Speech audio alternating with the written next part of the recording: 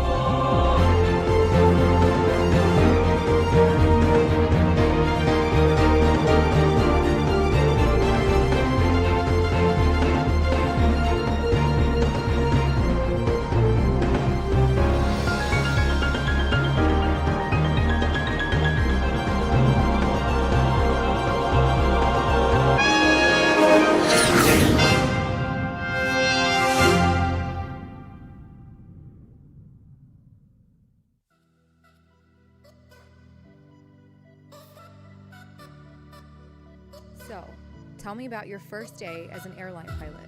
What was that like?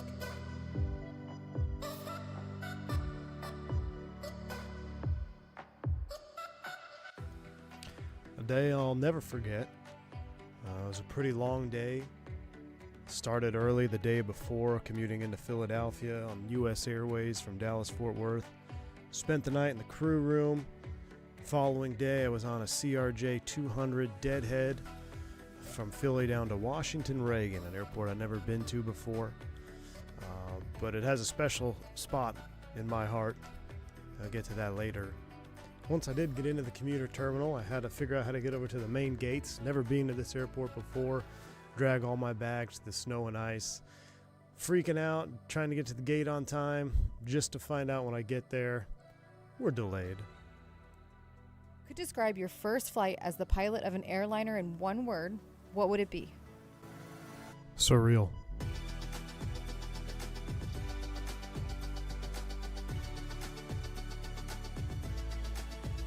What's your favorite part about being a professional pilot? Being able to share my passion with those who have the same desire to reach exactly where I'm sitting.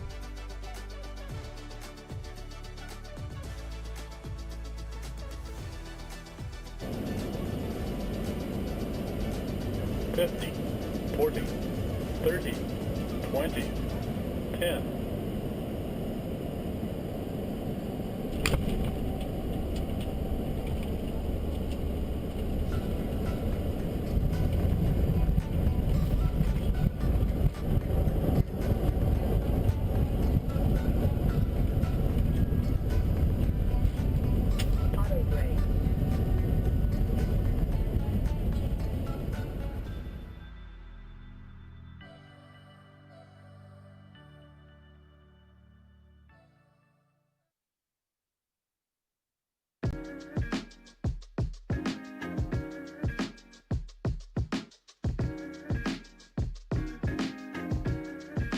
Hello, what is going on, everybody? Welcome back to the channel. Happy Friday.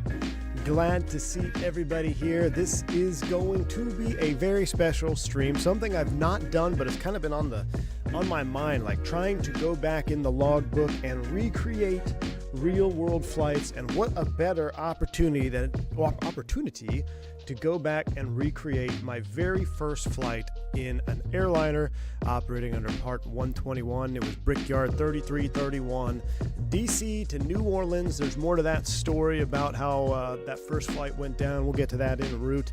We got in-flight entertainment coming at you from Green Dot Aviation as well, which will be absolutely stellar. We'll be going over the Air Florida flight, which took off out of DC.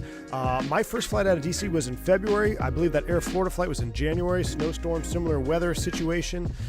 So we'll have a lot to learn on that.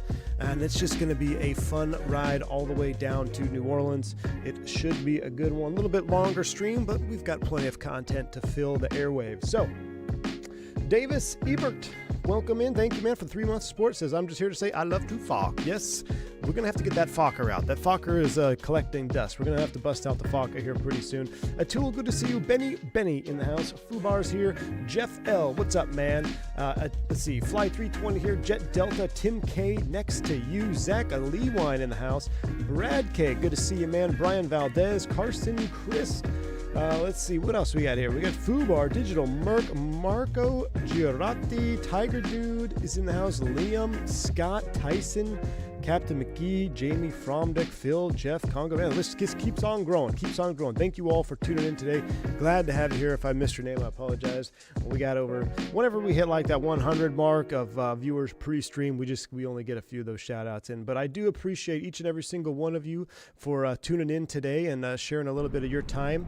I'm going to turn the sim up here and getting you sharing a little bit of your time with me on the sim. So, AJ Frunoy, softball question on that interview. Joe Biden, softball questions.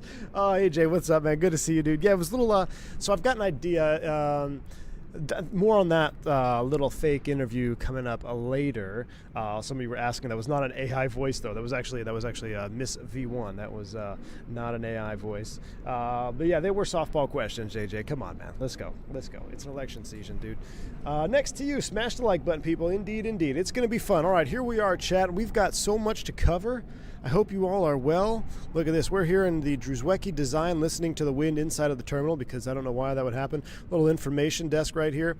So for those that don't know, back in the day, and now I haven't been to DC in quite some time, and I know it's changed, but the commuter terminal was way over there on the north side, and then you had to take a bus and a shuttle to get in, and then you had to walk all the way across, and each pier had its own set of securities. So this is the same gate, to my recollection, that I took off from. It was either Charlie, what is that, 29 over there, or the one with the static AI that's doing weird things. So I couldn't spawn there. But yeah, each pier has its own security. So you come on down the pier here, we'll go through security, and this is pretty good rendition of DC and to the gate area. But essentially, yeah, long story short, I had I'll get more to that commuter, that deadhead down, but I finally get to the gate and I'm like sweating and nervous. I mean, it's my first ever flight in the airline world, and I'm reporting to OE, which is called Operational Experience, and you're paired up with a very experienced training captain, and he's going to walk you through the ropes, because in the US, you don't touch the real jet until you actually go live and fly passengers. So I know in Europe they do, you take students and you go do a couple landings, right, before you actually fly live passengers. That's not the case here in the States. The very first landing you do is in the jet with passengers, and this was my flight. The good thing is, after that delay, it was delayed about 3 hours. The weather that had was slowing everything down kind of pushed out. So the best of my knowledge, I remember the takeoff and everything was pretty much post frontal. That snow had kind of pushed out, and it was actually rather smooth sailing going all the way to MSY, which seems like it's going to be about almost the same weather conditions, because we got clouds right now, but as we take off and head west, I think it's going to get a little bit more sunny, and it should be a good ride. Did we start earlier? Fragtality? No, my man, we started right on time at 3 o'clock sharp. Man, what's up? Scott Bremner, welcome to Private Pilot. Glad to have you on board, man. But yeah, when I finally did get to the gate, the captain's like, "Oh yeah, well, don't worry, man. We got like 3 hours. We're delayed." I'm like, "Oh, okay. Well, glad I just ran all that way." So here we are, our lovely E175, gate 25. We'll come on down here. I don't know if it might have been that gate over there with the static AI. I don't know how to get rid of that static AI. But we'll walk on down to our jet bridge. Are we flying from the right seat? No, we're not going to fly from the right seat. And here we are. I forgot to open the door. Sorry, so I'm going to reset that camera. All right, meow, back inside. Here we are. Let's get out of that wind noise. Get into the actual jet. Let's go ahead and pop that door open, though. Get that door open. And we'll start with our preliminary flow and get the airplane powered up. And I've worked on my bindings and my profiles, and I've pretty much nailed down as much as I can nail down on this airplane. I think anything that we encounter that's suspect is probably bugs within the aircraft at this time. But so far, I did a test sector last night and everything worked out okay, except I had one instance where with my yoke, the autopilot decided to just roll off into oblivion, corrected it, got it back on course, rest of the flight went fine. So we just have to make sure during our in-flight entertainment phase that someone's keeping an eye on the window so we don't roll it into the ground. How long ago was the flight you're recreating? It was a long time ago, over 10 years, 2011. That's what I meant to do, Zach. I was going to go actually get my logbook and see the date. I forgot. It was like 2011, 2012. I think it was 11, because then 12 was just, it was January, February. I wrote it down over here, February something. Late winter, about 2011. I think it was 11. But 819 Mike Delta was the ship number. 819 Mike Delta. Let's go ahead and fire it up here. We're going to go battery 1, battery 2. Let the airplane come to life here.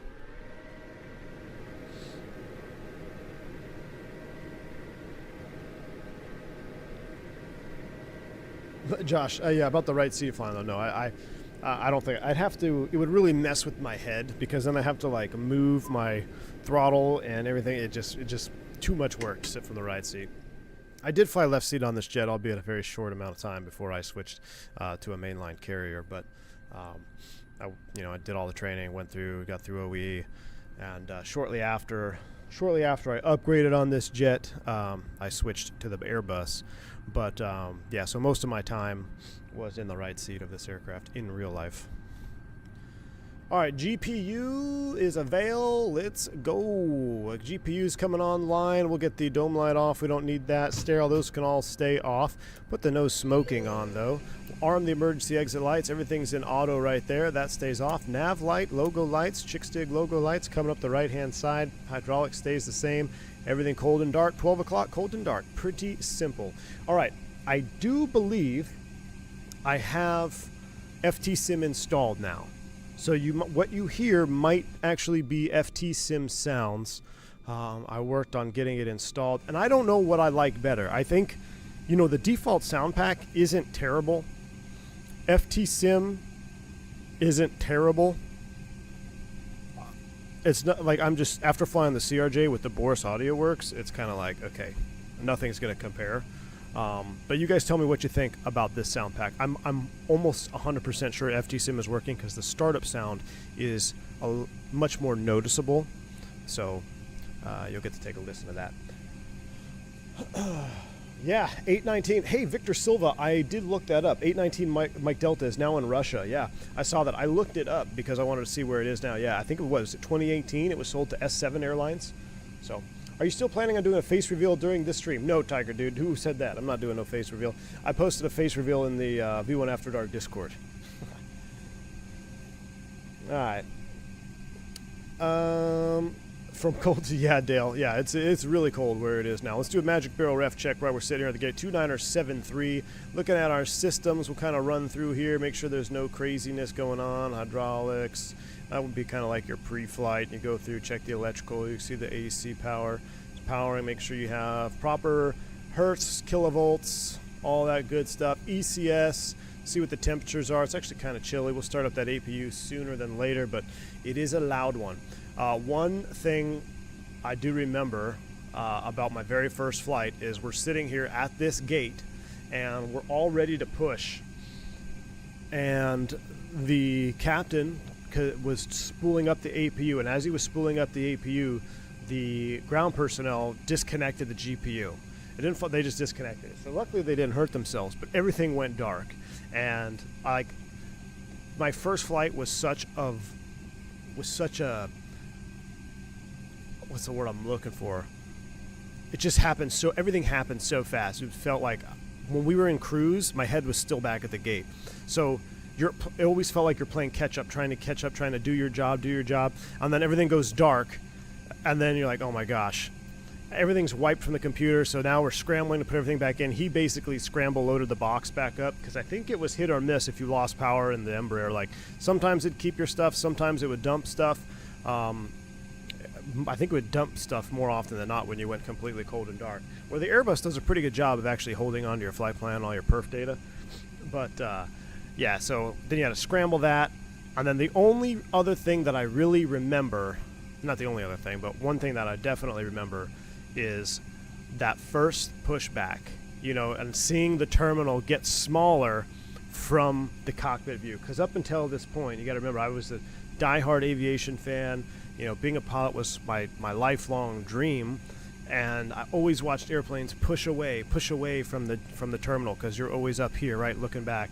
And that very first time I saw the terminal getting smaller, I still remember it. I just started smiling, and it was like start engine one. I'm like, okay, like start engine one, but I'm just like smiling ear to ear because I'm seeing the terminal get smaller. So it was pretty cool. You just checked the nice Tiger, dude. Is it? And the real plane, the displays are initialized immediately, especially the PFD. Sebastian, I don't know, man. I really don't know. It's been so long. I actually don't know. You have to ask someone who's, like I said, it's been over 10 years since I've been in this airplane. So you have to ask someone that's a little bit more current. Anyway, all right. Overhead flow is done. Come down the console here. Everything else looks good. We don't need to do any of this stuff. What we will do, however, is start programming the box. So let's get down and dirty here. We'll go to the route page. We're going to go ahead and go route. We're DC to MSY.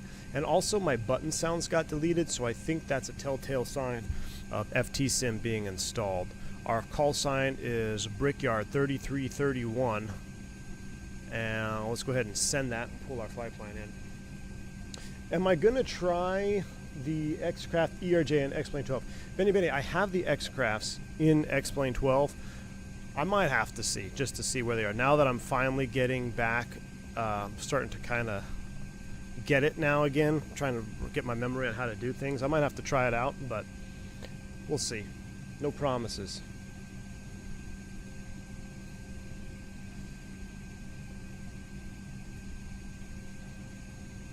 V1, your commitment to the E175 is stronger than my commitment to anything. I'm trying to get it, Tom. I'm trying to, because I like this airplane, man. And I want to love it even more. So here we go, runway. We're going to blast off 01. That's what we took off in real life. The Klitsch 3 didn't exist when I was flying out of DC, but we'll do the Klitsch 3 to Malls. And that's what we want. We'll apply that. So here's our flight plan, and we go next page, and we'll go back to the arrival. Landing in MSY. I don't know what they're landing, but in real life, my first ever flight was a 29 approach on the ILS. We'll take it off Harvey. Let me just double check here. Sure, we take it all, well, we'll take it all the way out from Harvey, and we're coming down the trash one from Murden transition. Apply, boom. Now you can see we have 6 pages in our flight plan. Go all the way over perf and knit. Remember, mess around, next page. Mess around, next page. That's kind of how the 170 box works. Now this is definitely work in progress. Now I'm not going to put 300 and 0 here yet, because what we're going to do, we're going to come over to our flight details. We're going to go to departure, and then we will load the aircraft and then submit it. So I also remember we did a flaps 4 departure on my first ever flight. The reason I remember that is because in the sim, always flaps 2 was standard. Oops, I'm gonna do runway 1.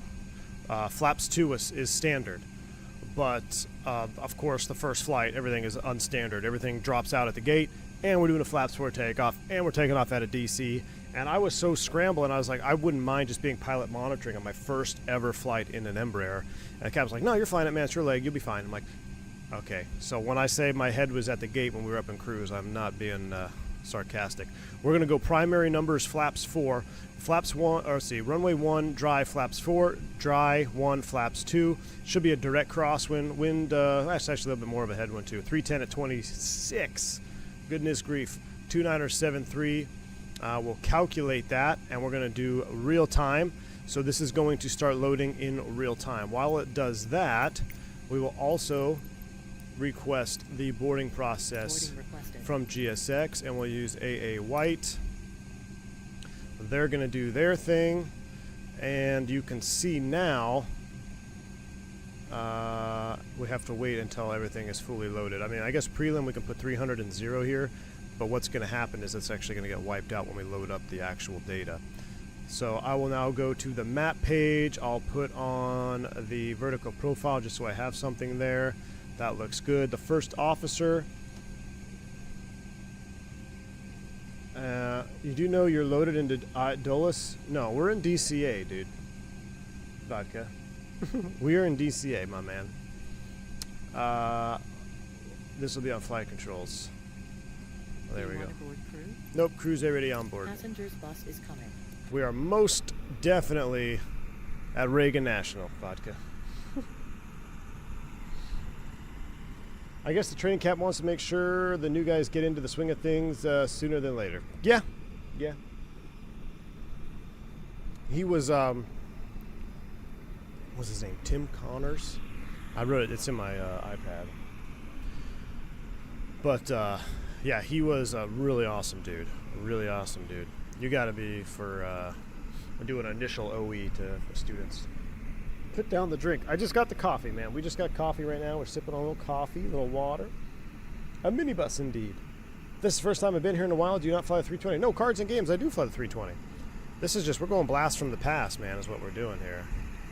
I'd like to know why my elevator is blowing all the way up. You guys see that? That's kind of suspect.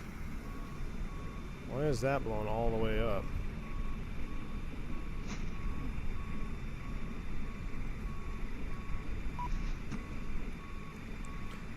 Open exit 2. You got it. So let's go back to the ground, and which exit do you want? This one.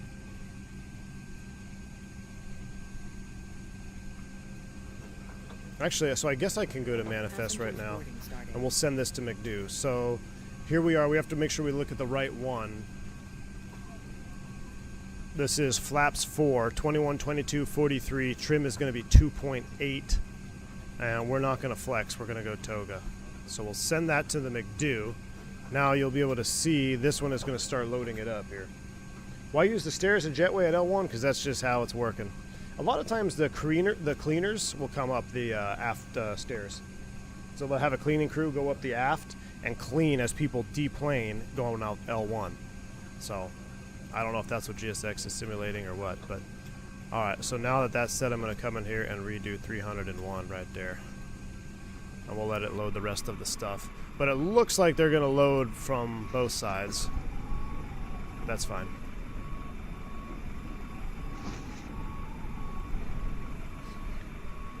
Do they really use yes, they do use belt loaders in the E-Jet. Absolutely. Absolutely use. I mean, that's a very realistic view right there. Are you on VATSIM? No, I'm on Ivao. IVAO. VATSIM banned me, so check the community post on the channel for the full description or explanation. I got hiccups all of a sudden now. How do you feel on your first river visual 1.9? It was the next day, AFN. It was the next day, and it was pretty wild, man. It was pretty wild.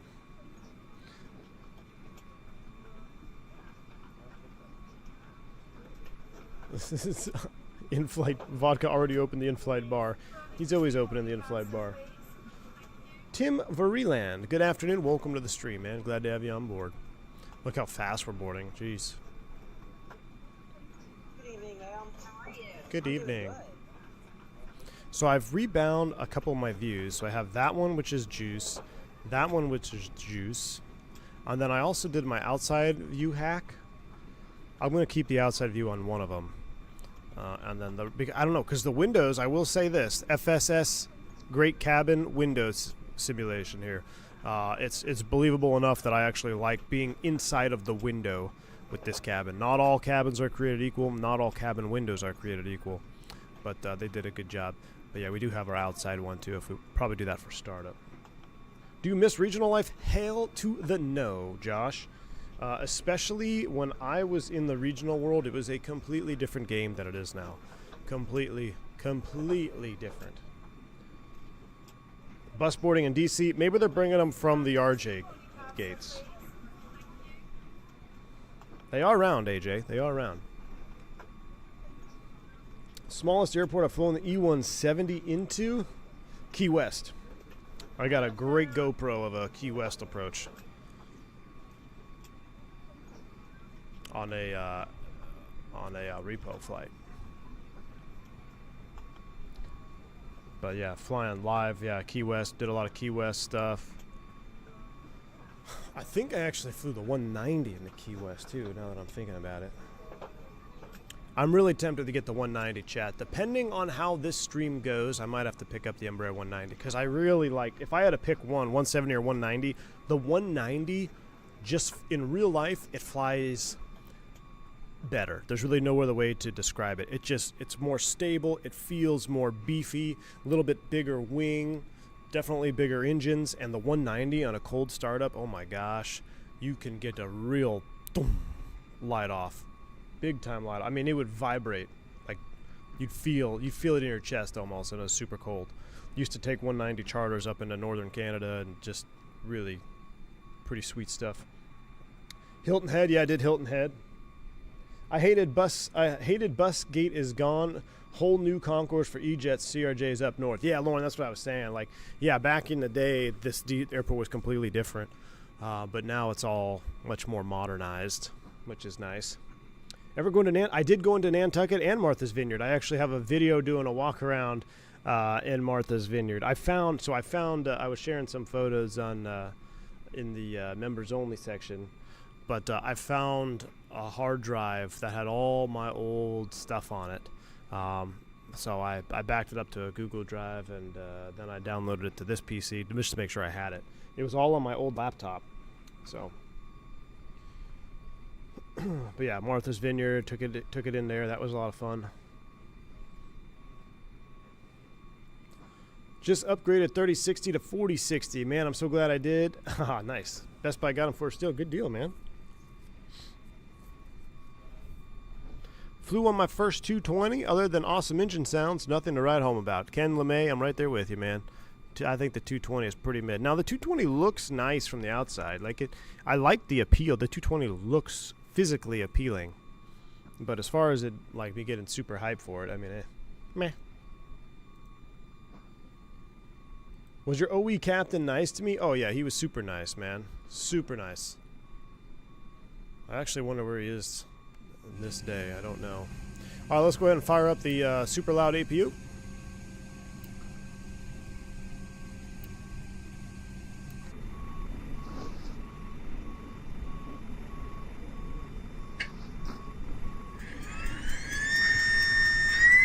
Ooh.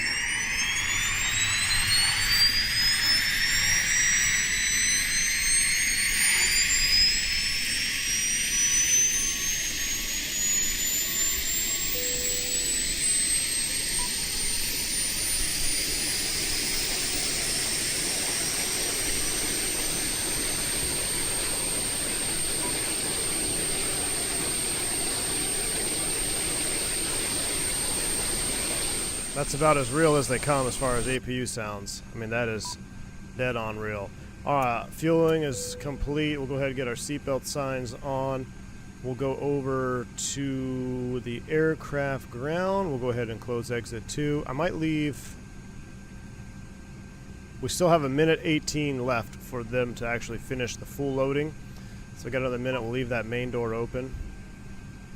We'll take a look at our charts. We're going to taxi to runway 1, DC We'll figure our way out there. There's no ATC online that we got to worry about.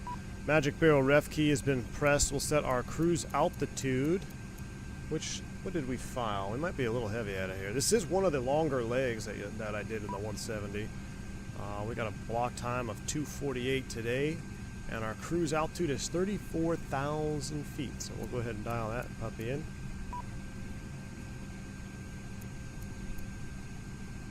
And I'm also gonna I'm gonna close that door because it's annoying. Yeah. Door's closed, my man. All right, we are fully loaded up.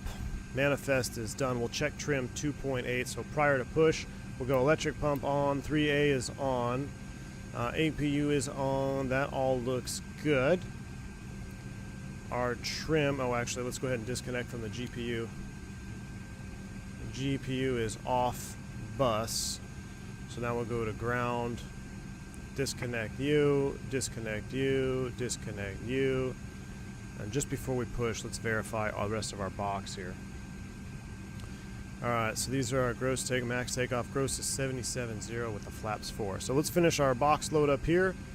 Let's go to this. Cruise altitude 340. Zero fuel. We got our front 77.4. That checks 77.4. And 77.0 with 400, with 300 and 100. Oh, that would be close enough for me. That looks good. Next page, takeoff data set. We're doing a TO1, 13K thrust, ADIX, ECS on, no flex, and we'll hit enter. FMS takeoff, TO1, flaps 4, takeoff, speeds 109, 112, 118, 183. Takeoff pitch of 12 degrees is our target. Now you saw in the very intro video I did, this airplane is very docile to get airborne. Like, it's a real slow. A lot of times you hear the nose come up, and then you'll hear the spinning of the nose wheel. Then you hear the click. That's the up lock on the gear lever releasing. And we are, what did we say, 2.8? Why is my pitch trim run all the way down? Trim.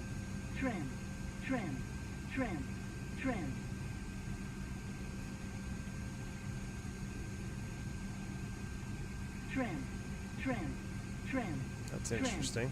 Trim.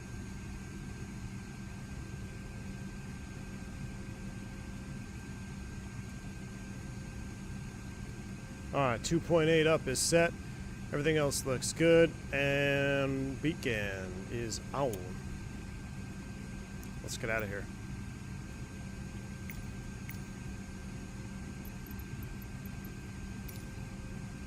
Reagan traffic, Brickyard 3331, we're going to be pushing off gate C29. So it's going to push us slightly close to the terminal building, but we'll be fine. Hello, Captain. We are ready for pushback. Now what's cool is I'm actually going to push back from my seat here that I was in.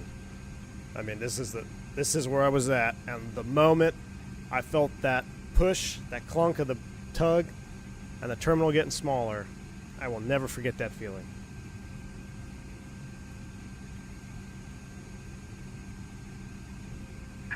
Departure checks completed. Bypass pin inserted. Why are you hearing an A320 brake fan on the outside, Hotshot? I have no idea. I got rid of most of the Jerzbecki design sounds.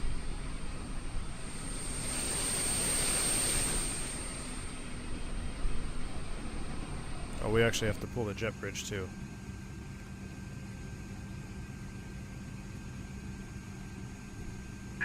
Locking gear. Yep, jetway's coming back. Yeah, Bomb Tech. King Air before this. Citation before this. Beaches before this. We need to go nose left, tail right. Release parking brakes, please. All right, here we go. Brakes released, clear to push. Commencing push. All engines clear. And we actually have the Started US wheel. Airways bus right there. That's really cool.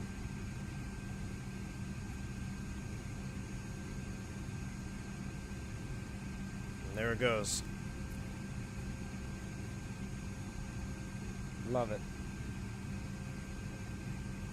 You haven't seen those winglets on any 170s before? That's probably because you're young. This is how they came originally. Why do you never put in wins? Because I forgot.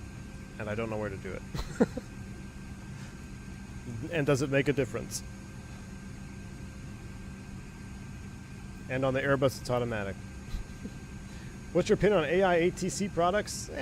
I mean, if you want to learn ATC, knock yourself out.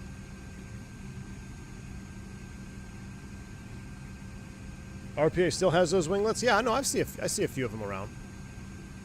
I still see a few of them around. Alright. Back to the normal seat. Wingnut in the house. What's up, man? Good to see you, dude. Hope you're well. What's the difference? They're supposed to be more effective and more fuel efficient to have the extended winglet. Extended. Used to have a placard, a big yellow placard that just said extended winglet, like right here, and we'd stick it right here. And guys would stretch it out so the words were actually stretched, and it just looked funny because the word is extended, and you stretch out the placard. Brakes are set, clear to disconnect. We're going to start engine number 1.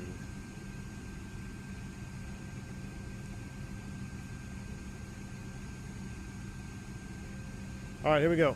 Starting engine 1. Tell me if this is FT Sim sound or not. I'll juice it up for you. Hey.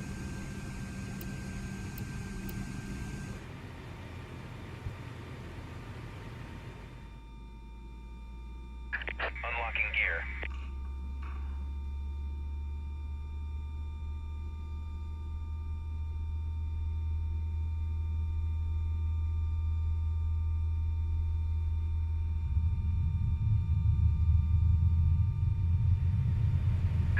Tow truck disconnected. Bypass pin removed. Left is clear. Right is clear.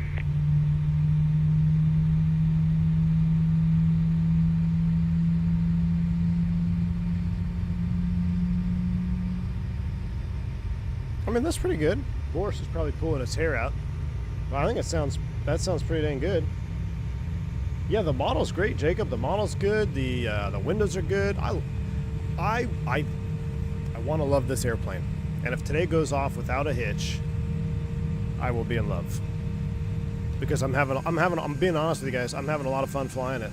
I know it's not finished. I know it doesn't have VNAV, but I'm having a lot of fun flying it, and it brings me joy. So that's why we're flying it. And it's the first thing I ever flew. So come on, how cool is that? Get to relive my young years. Ladies and gentlemen, I'd like to direct your attention to the cabin crew in front of you. We will be showing our safety demonstration and would like the next few minutes of your complete... Oh yeah, terminal always got blasted here next to you.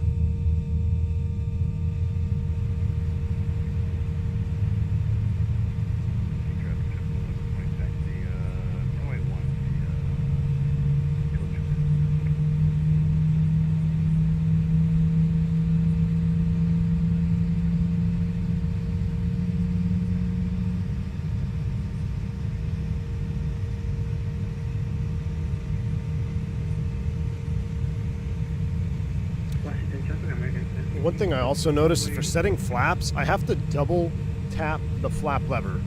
I don't know if that's by design, Airline, to like simulate the like lifting, but I have to double tap it. So let's go ahead and set flaps. We're going to do a flaps 4. So that's 1.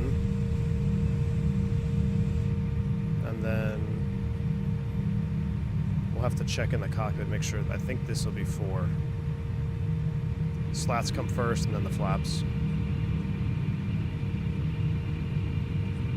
I am using the throttle quadrant Airline, but I'm using the Bravo flap lever for the flaps because my Airbus flap lever only goes to 4. 1, 2, 3, and full. All right, I think that is officially flap 4.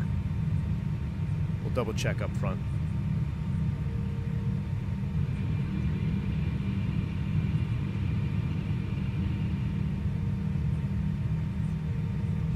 All right, we'll double check up front. We are flaps 4, trim 2.8. Baltimore, Washington traffic, Skymatics 169, is there more on runway 28, 24. Skymatics. All right, let's do a flight control check. Baltimore, Washington International. Washington, all right, I got a mouthful. All right, I do have a tiller cam on. I do have my cams on. Might be kind of blowing out in the background because I'm in an unfinished basement, but here we go. Let's do a flight control check. I forget how we did it. Full up. No, I think we went like this first. Something like that, and then forward. You really got to push it forward. Team Vodka for using this force profile, but it feels good. Flight controls are checked. Actuators are normal on. Standbys are white, so that looks good. We'll go to the map page here. That's done. Flaps are set. Reagan traffic, Brickyard 3331, go taxi runway 01 Reagan. Just before we go, we need to do Scheiße. Toga, roll TO, and then we'll arm the auto throttle before takeoff. You don't want to arm it just yet because you could technically trigger it, right? Wasn't that the thing? Here we go. We're slightly in the sky shaft there, but that's all right. Nothing to see here.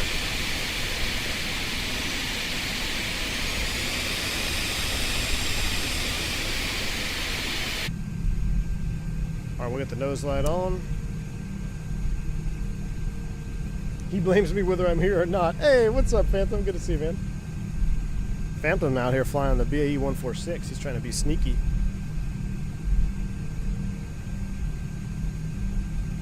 It triggers around 60%, so if you're that high taxiing, something went wrong. That rings a bell. I think we legit though didn't arm it until the lineup checklist or like before. I don't know. I still haven't found one of my old checklists. I'm sure it's probably also changed a dozen times since I've last flown these things.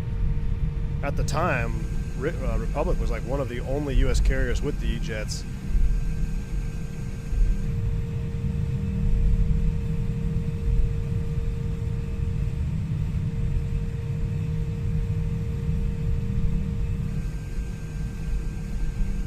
All right, we got 180 on the selected. I'm gonna bug this up to like, I think 210. It'll stop me for the. Will it stop 210 normally? I'm gonna set 210 for now. FMS speeds are so nice because you can literally, if you have FMS speeds after takeoff, I mean, if it's an FMS speeds, it just automatically, you don't even touch the speed bug. It does it all for you. Get your climb profile and everything. We'll transition Kilo 2.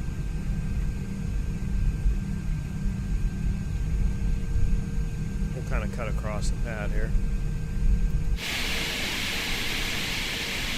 Look at that unknighted over there.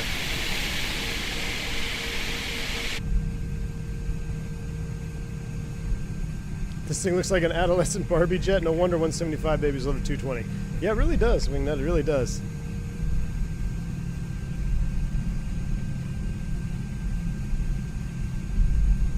What should I have on the FMA? Team Vodka, you should have TO in white, roll TO. And then when you actually advance the thrust levers at 60, it'll go green. It'll capture.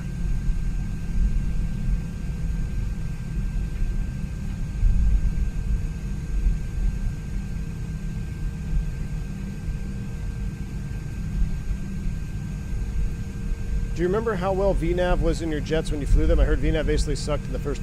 It was not great, A-Rot, and I also know there were, I want to say Mesa got them.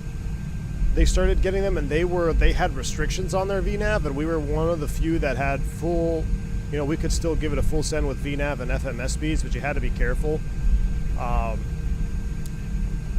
don't remember, I want to say like 2014, around that time frame, 2013, that things really started to smooth out with the E-jets, but the majority of my time, I don't remember having any real issues with VNAV. It seemed to be pretty much reliable enough. I do know other carriers had issues with FMS speeds though, because they would they'd want to slow and they wouldn't extend flaps, and then they'd get a shaker. If you want to do a heading departure, deselect nav, then you manually select heading. Oh, A-Rod, yeah, okay. I did that in a test sector. I want LNAV on this one because we'll do a quick left turn off the ground. We probably won't even follow the flight director for a little bit. But we technically have an RNAV SID, so I'm gonna let it do its thing, and I'm just gonna visually kind of fly the river. Kanoki, thank you for this €6 donation, man. I always giggle when you say Scheiss. You're officially the German swear word. Scheiße? What'd I say? Thanks, Kanoki. Appreciate you, man.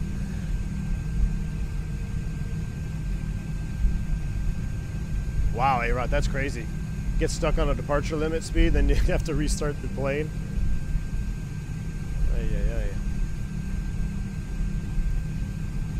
I have spent many of hours in this hold pad here at runway 1. Now, the newer, like, the way DCA runs now, I think it's much smoother, but there were some times back in the day when DC was a literal parking lot, and I spent many of hours in that hold pad right there. All right, nobody is on final, I don't think. Nope, that's just a dot on my monitor. All right, we got a left turn out to avoid P56. We got 34,000 set. I'm probably not going to be right on the flight director because I'm going to be visually enjoying the airplane and visually enjoying the scenery. But we'll do our best not to get shot down. Sound good? All right. Let's get out of here. Reagan traffic, Brickyard 3331 departing runway 01. We're going to be a northwest up the river and then down south. Reagan traffic. All right. Let's go.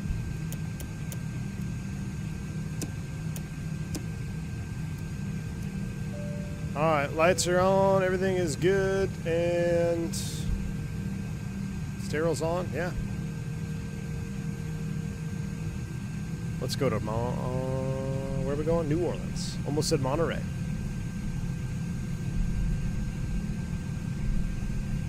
I wonder how reactive P56 is. I don't want to find out, Image Seeker. I do remember, so if y'all flew before there were RNAVs at a DCA, there was a time when the RNAVs, they were testing them, so you were allowed to violate, quote unquote, allowed to violate P56 because they were saying, hey, fly the RNAV, we need to see where the track of the aircraft goes. So there were certain days where they were actually like, you just had to fly it, and we got way closer to the White House and the monuments than we normally would, but that's just how it panned out. I guess it's still within limits of what the FAA wanted. But yeah, we would always, early turn approved, positive rate, gear up, yank it and bank and left turn up the left-hand shoreline.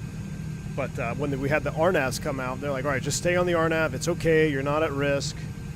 And yeah, you get pretty wild because you get really close to the monument. All right, Image Seeker, thank you for the 5 gifted subs, man. That is very, very kind. Appreciate you, sir. You picked up a membership from Image Seeker. Make sure you say thank you, and be sure to spam your yoga emojis because you got them now. Let's go. Spool them up 50. Yoga's in chat. Yoga. I never armed it.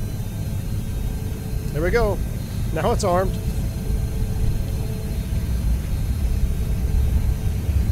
Oh yeah, we definitely have a crosswind from the left. 80 knots. Just set.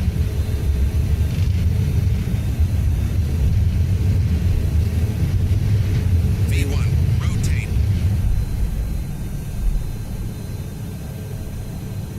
Positive rate. Gear up. You hear that click? That's very, that's so real. That's that latch in the gear handle. All right, for cinematic purposes, we're gonna extend it here just a little bit over the river. 12 degrees of pitch. Fly with.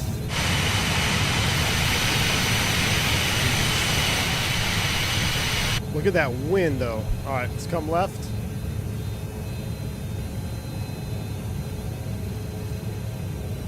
There's speed out of, let's see, speed, LNAV, flight level change. We'll lower the nose, begin accelerating. It trips me out how low I gotta lower the nose here. I forget, is it straight to flaps too?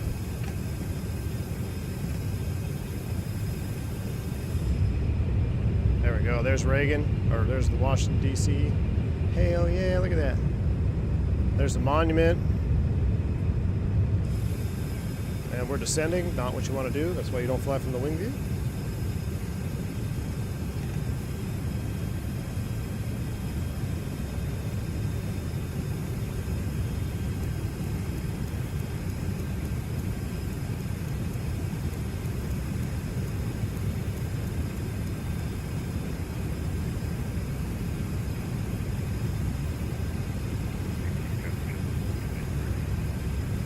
Flaps are up.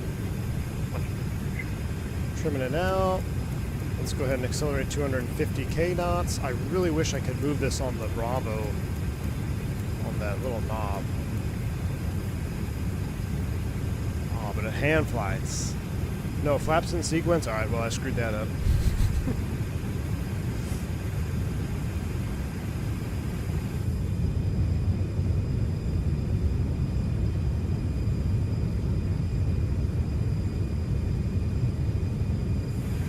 Reagan traffic, Brickyard 3331, we're passing 3.5. Out to the southwest, last call Reagan. That nose down a little bit more. What's interesting is I look back at some of my content and I don't see us shadowing the thrust levers. So like my current SOP and my current airline is, you know, you're always on the thrust levers until 2,500 feet. Obviously, V1, you take your hand off. And then right after positive rate, I put my hand back on the thrust levers. But the content that I have and the information that I have from when I flew these jets, I have both hands on the yoke, which I find interesting. I don't know what the reasoning behind that is, but either way, it feels good. I mean, this force feedback profile I made is just... I mean, I swear it feels just like the real E-Jet.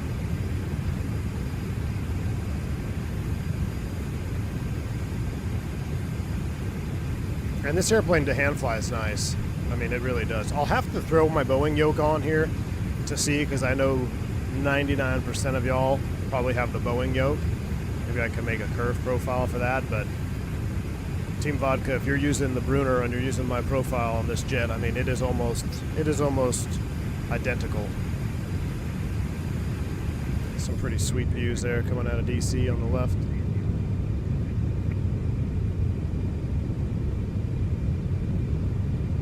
We're gonna hand fly this as long as we can. Oop, I just tipped my rudder pedals over. Almost.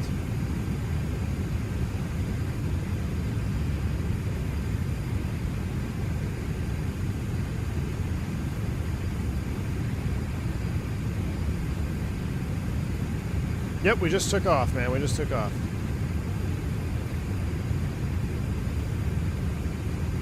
Hello from the Philippines. What's up, Mark? Good to see you, dude.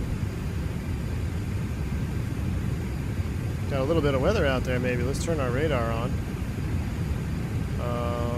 Yep, weather's on.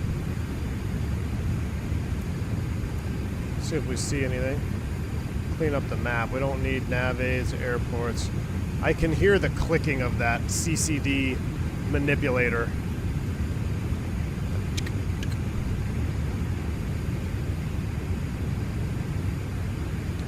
Yeah, the flight director is a little bit, I don't know, I want to say like it's kind of laggy. Like as far the Q. It's called the Q, wingnut. Come on. Flight director Q. Because I'm flying this here. Definitely needs tweaking. Want to tell me what a CCD manipulator is? Yeah, hotshot, this puppy right here. So you put your fingers on this, and your thumb clicks this button. And every time you get in here, I'd always, some guys would have everything highlighted, so you have to go here. And then if you were flying after a female, she'd have lotion on her hands or something, and it'd be like all jittery, so then you try to drag the cursor, and it would like jump past the one you wanted. Ah, dang it. All right, there's 10,000 feet. We'll go ahead and increase our zoom. We'll go ahead and increase our speed to 270 for our profile. We'll do, I think 270 is pretty much what we almost always climbed out at. We'll get our landing lights off, nose side, inspection, logo, just those three. Sterile is done. Ding them at a 10K. We're gonna have a little bit of a breakout here. I'm gonna turn the sim down just a little bit. There we go, back in. Mickey G, thank you so much for the $10 super chat. Appreciate you. Catching a little before work. Sim is looking juicy. Mickey G, appreciate you, man. Have a good night at work. And I think you said you have these jets, don't you? Maybe you'll be flying. Maybe we'll see more screenshots of these in the Discord. Nevertheless, man, always a pleasure. Have a good day. Hand fly a circling approach in MSY could be fun to watch. Alex, we'll go full visual when we get there. I think it's supposed to be clearing a million, so we will we'll take a look at it. We're just gonna keep on going. We'll trim it out here just a little bit more. Let's see what the window view is looking like. Oh yeah, juice.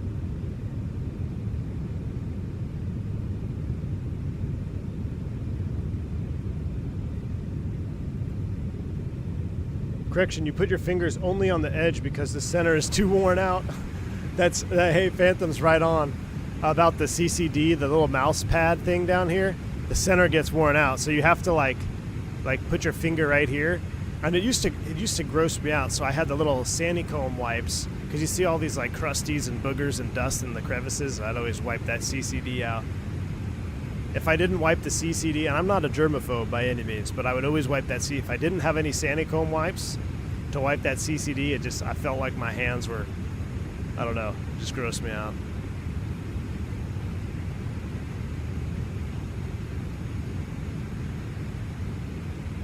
Yeah, Mickey G, you need to take it out again, man. You know what you need, Mickey G, is you need the Bruner. That's what you need, my man.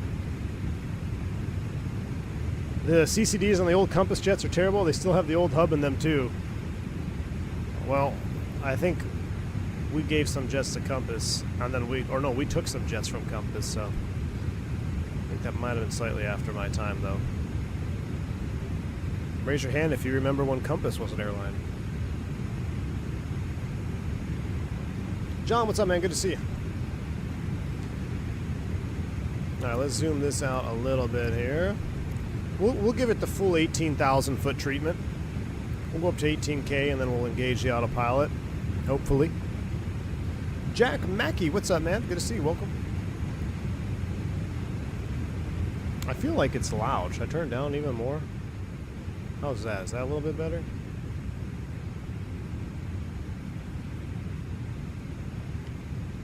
Fractality, yeah, they do.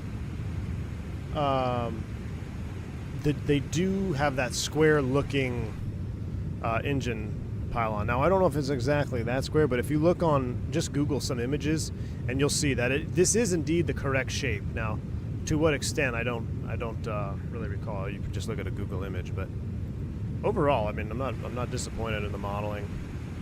The cockpit's great too. The screens are nice.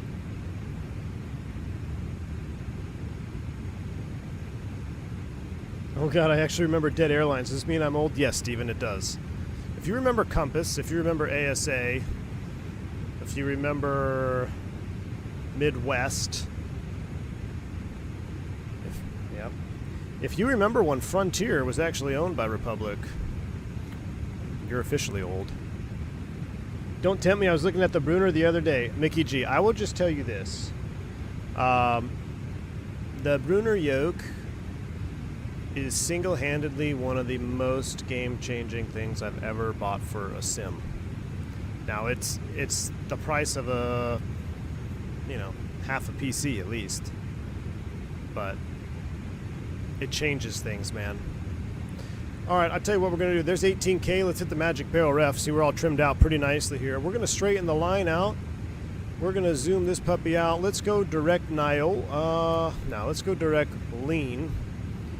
So we'll come down here. Oh, I never did climb 1. It's too late now. Oh, I forgot to do a climb 1 there. Get a little extra juice, but we were all right.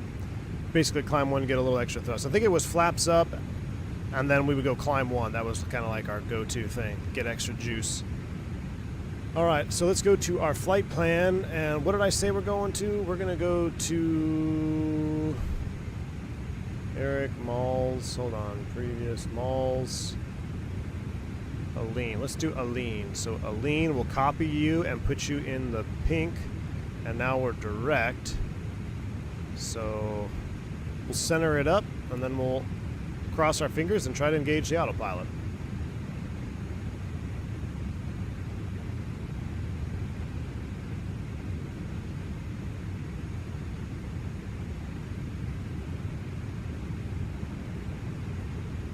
Not a dead airline, but I remember being on a speed bed 734 with the cockpit door open during cruise. Dale, you are officially old, my friend. Do you remember that? If you remember the cockpit doors being open for cruise, you are officially old. Sahil, I am your FDM officer today, writing regarding busting the N1 climb. Hey, it's all good. I flew into a very snowy and windy Bangor, Maine on a 170. The pilot absolutely buttered the landing. Very cool, Maxwell. Very cool. I've had a fair share of time up in Bangor, Maine myself. Look, it feels like it's alive. I can't explain it. Flying with this yoke is so nice. Now, I do have to get this path centered up. It should have drawn it straight from the aircraft position, but we'll help it out here. I think that's a known bug.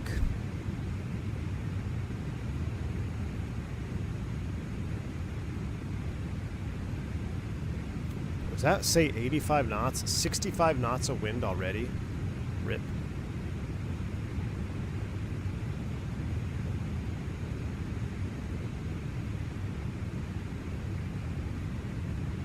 Someone said something about Northwest. Josh, there's a Northwest bowling shoe livery for this airplane that's fictional, but it looks amazing. Might have to fly it. Steven, you're going to find a lot more of those, my man. All right, we need to keep coming to the right here. Let's get her all centered up. Wonder if I ever had you at a pilot flying out of Bangor every 4 weeks for work? Well, I haven't been to Bangor in a long time, but if you did circa 2010, 11, 12, 13, 14, 15, then you might have.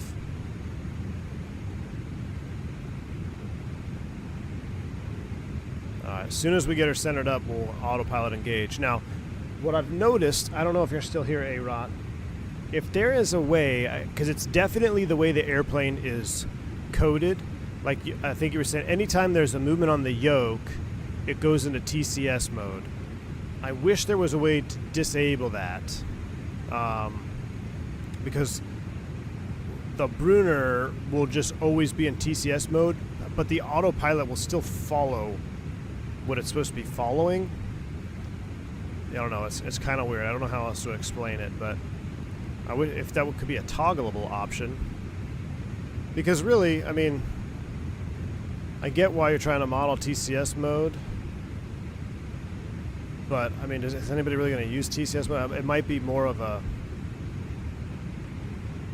pain. Well, I don't know. I mean, nobody flies with force feedback anyway, so maybe I'm just in the minority. But yeah, Team Vodka, you're in TCS and it's following, and that's what'll happen to mine. It'll go autopilot mode. Now, what you can do, Team Vodka, you can disconnect your yoke from the software, disconnect the force feedback, and then it should go to AP mode, and then you can just leave it like that, and then when you come into land, you can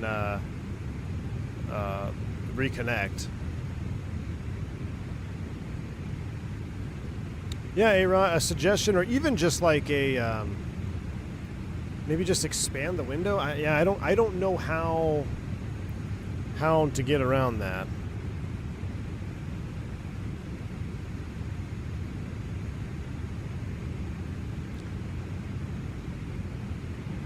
I don't know how to get around that. All right, we're close enough. We're centered up just about. Alright, and let's engage autopiloto AP1, and it goes into TCS mode, but she's going to do her thing. We'll go back to full screen cam. And we'll turn. Oh, didn't mean to mute it. We'll turn it down. So we'll keep an eye on it.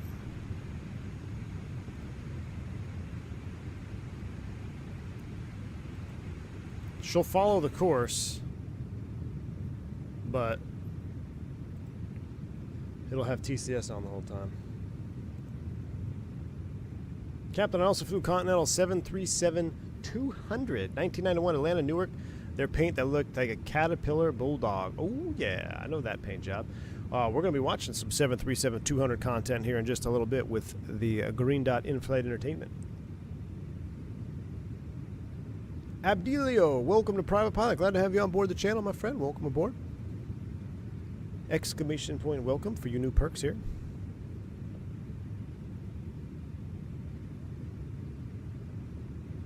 We'll take her up to cruise. We'll make sure that we're not rolling uncontrollably here.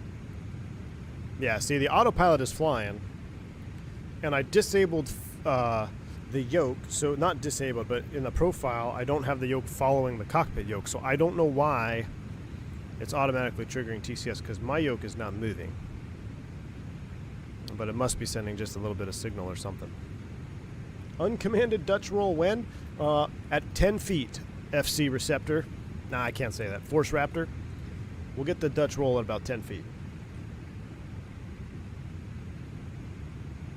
I remember one of the Envoy E-Jet lost wingtips in flight.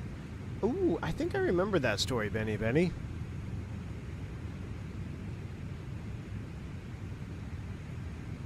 Hey, Rod, appreciate you, man. Yeah, it follows the autopilot, so it's strange. I don't know. The only way for me to be definitive is to just fly it with a different yoke to see. But I mean, I'm pretty positive it's something the software is doing that's triggering TCS. But yeah, it'll follow it. So I don't know. As long as it follows it and doesn't try to kill me, I'm happy. I can live with TCS up there. Like I am having fun with this jet. And I will say, I don't know if it's, again, if it's the Brunner yoke, but the landing, I'm starting to get it again. And then when I look at videos of the jet landing from the cockpit view, it's very much how I remember landing. Like it just sets down nicely, but you have to, I don't know how to say, it's almost like a very mechanical type landing. You kind of roll it down and you got to kind of finesse that yoke, and then the mains touch, and then you fly the nose down nice and slow, where the Airbus is definitely a little bit different.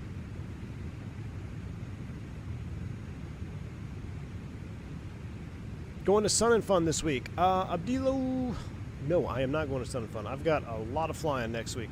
I'm going to be in and out of Chicago pretty much all night next week. I got some 1 a.m., like some late night Chicago flying. But I did that on purpose, and I regret it. But I did it on purpose so we can stream in the daytime. So we'll probably do streams in the daytime. Then I'll take a little rest, and then I got to go fly the bus at night. So we'll stay here in cockpit view till we level off. Then we'll settle in and get ready for our in-flight entertainment. Turn the G-forces all the way up in the EFB. It does really good when taking off, letting spoilers out, and braking. Okay, I had 2 questions. Thank you, JJ Stevens. So if I go to settings, what is complete startup procedure mean? I didn't turn it on because I don't know what it means. Enable complete startup procedures, and then what does that G-force do when you load G-forces? I don't know what that's supposed to do. Look, we were departure +2, arrival 167. I like that EFB. I really like the layout of the EFB in this jet. MSY weather is 340 at 6, clear skies. Beautiful. That's about what it was when I landed. Bredock A389 soon. Oh, come on, that Force Raptor. Okay, so it's a G-load on your body. So, like, it makes the camera move a little bit, JJ? Is that what you're saying? Camera shake. Like, oh. I like where it's at now, JJ Stevens. I'm going to leave mine. I think mine's kind of like just below half. Definitely turn on startup procedures. Oh, A-Rod. Okay, I had no idea, man. Well, next time we fly it, we'll do it. All right, let's make sure she levels here. Let's see if it gets a little spicy. Today I should be doing beta testing for PSE, but the guy has not sent me the scenery yet. I'll upload videos soon. Abdillah, if you need another beta tester, hit me up. I might have to pick up the 190 and fly a JetBlue in there. I really want to fly the 190 now. We'll see how she goes here. So A-cell, and then we'll also speed up. We'll do like 7.6, 7.8. Well, we'll rip it all the way. We'll go 8.0 if we can. Got a little bit of weather out to the 2 o'clock position there, but nothing to be concerned about. Breeze ops. Ooh, we could do breeze ops. Does Breeze have the 190 too? I thought they just had 220s. I guess they do have the 190. Alright, now let's go ahead and increase sped. 7.8 Mach. There's our limb, speed on throttle, so it's on the throttle now. I need to hear the captain say MX what? Moxie? It is a cool call sign, I will admit. Breeze got a cool call sign.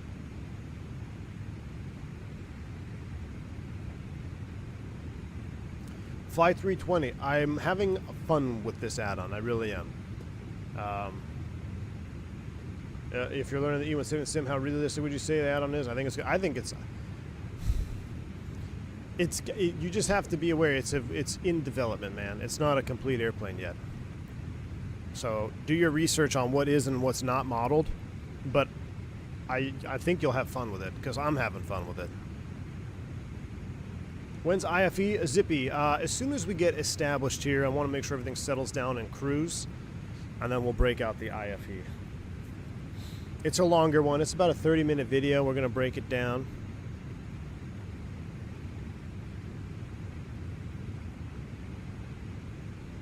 Team Vodka, you have a HUD? Ooh.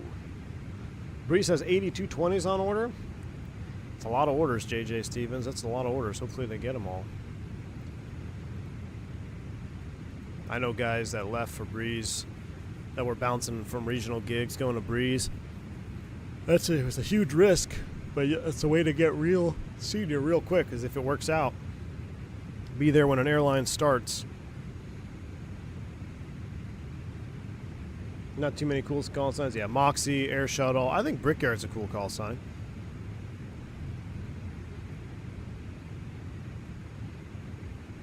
Do you know anyone who flies the E2?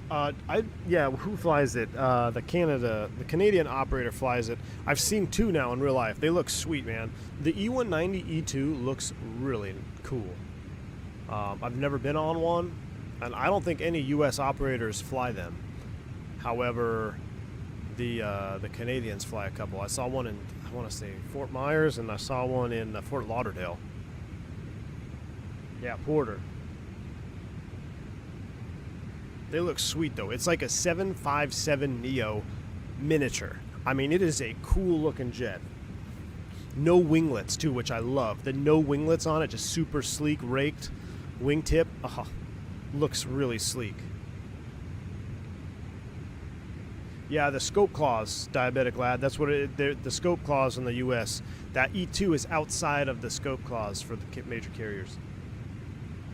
Yeah, Cactus is goat, Zach. All right, chat. We are leveled off at 37,000 feet. Let them roam. Ladies and gentlemen, my flight deck just reached our cruise now to 37,000 feet. Looks like we've got a smooth ride up ahead. We'll get that seatbelt sign off for you. Right now, we're just about 754 miles to New Orleans. And about another 2 hours, 10 minutes of flight time. We'll update you on the weather and time of arrival to get a little bit closer. However, I do ask that while you are here to keep that seatbelt fastened just in case you run into some unexpected bumps. Thank you. Why you got an odd level? I don't know, because that's what I filed, and ThrustSet's not here to correct me. Why would going to Breeze be more risky than going to any other? Because it's a startup, Jeremy. You go to startup airline. I mean, it can be. I mean, if you give up a lot of scenery, if you give up a lot of seniority, if you're a junior regional pilot, whatever, then, or a junior pilot in general, going to a new airline, I mean, big risk, big reward. But if you have a lot of seniority somewhere, and then to just go to a startup airline, I mean, look at everybody. Look at that set. What was that 7.5 operator that just ceased 121 ops? Like, it's risky to go to a startup. I think the last successful startup, well, I guess you could say Breeze now, but the one that's like really, it was JetBlue, right? They were one of the last ones to come around, 2001. So.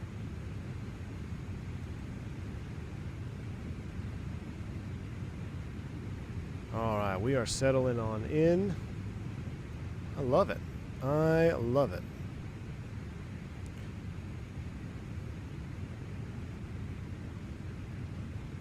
Now, the jump seat is actually pretty decently comfortable on this airplane. Is it modeled? Oh, it is. Hell yeah, look at that. There's your jump seat view. Jump seat is pretty comfortable on this jet, way more comfortable than a CRJ or a 145. Not as comfortable as the Airbus, but more comfortable than a 737, that is for sure. Oh yeah, Phantom, you're right, a Velo's out there. Phantom, you should have went to a Velo, dude. You should go to a Velo, man. Phantom, I didn't know you were a member for like, what is that, like 20 years? Holy crap, look at the wings, man. Thanks for the support, dude. Appreciate you. WestJet, JetBlue, and Azul, yes. I once got a startup offer to have the company go belly up in October. Oh, in September, only to have it go up belly up in October. Yep. It can happen. My dad got in pretty early on JetBlue and did well, retired 321 when COVID hit. Nice, Alan. Very cool. Do you think Spirit will survive since they're getting a lot of... Yeah, Spirit's not... I don't think Spirit's going anywhere, man. I think everybody that... All those articles that... Like, here's what's crazy. This is why... How do I put this? Anything you read in mainstream media, anything you read in mainstream online articles, it's literally all nonsense, because once you're on the inside of a particular industry, it doesn't have to be aviation, but since I'm in aviation, let's talk aviation. If you're on the inside of aviation and then you see a mainstream media outlet talk about aviation, you're just like, what? Like the amount of BS and just like not like just crazy stuff. You're like, they're like, okay. So I know I'm on the inside, and I know they're full of it, and you got to assume that they pretty much are that way with every industry and everything they talk about. So Spirit, very successful airline, going to merge with Frontier, doesn't happen. JetBlue wants, because JetBlue wants them. Okay, Spirit JetBlue merger is going to happen. They're going to take over the world. Merger gets blocked, and the next day they're saying Spirit's going to liquidate 200 airplanes. Come on. Those people are shorting stocks. That's all that is. I do still think there's going to be consolidation in the industry. I think Southwest is going to merge with someone. I think Frontier is still going to merge with someone. There's going to be more consolidation, and I think it's going to be a very challenging year for the airlines in the United States. I do think furloughs are possible.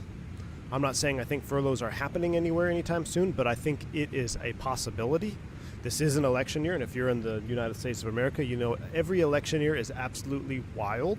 So not only do we have a lot of actual issues with jets in the United States, we got Boeing problems, we got Pratt & Whitney problems, we got post-COVID, like still issues trying to figure out things, people retired, and like it's just everything is kind of like knotted up and messed up right now. You got United getting shut down for all their training and upgrading and everything because of the recent incidents. FAA has pretty much put a halt to all of their in-house stuff. So there's a lot going on in the U.S., and then throw in the fact that it is an election year. It's going to be a very interesting time. It's going to be a very interesting year to sit back and kind of watch what happens in the industry.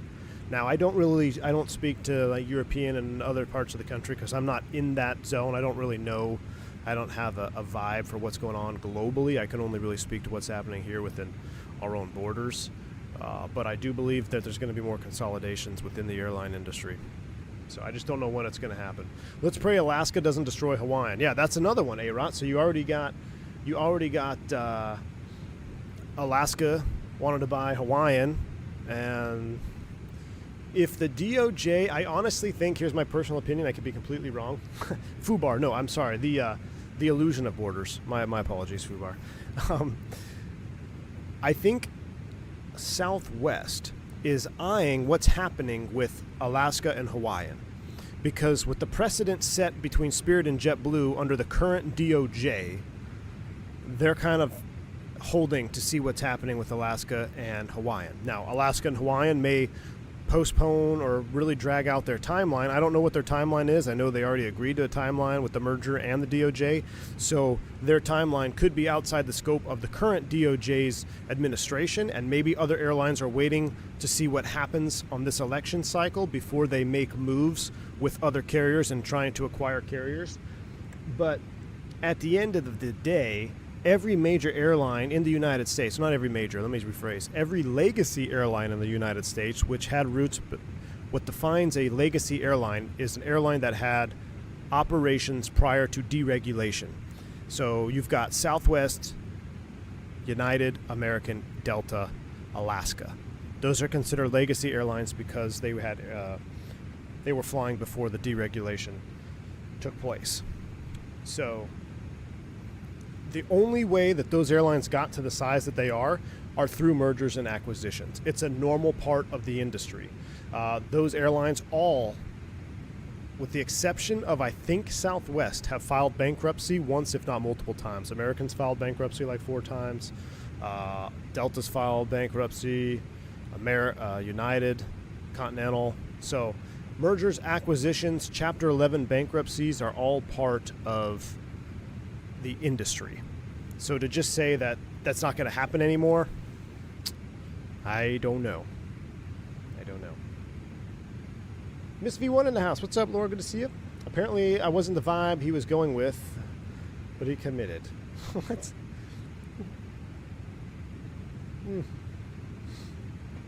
Funny.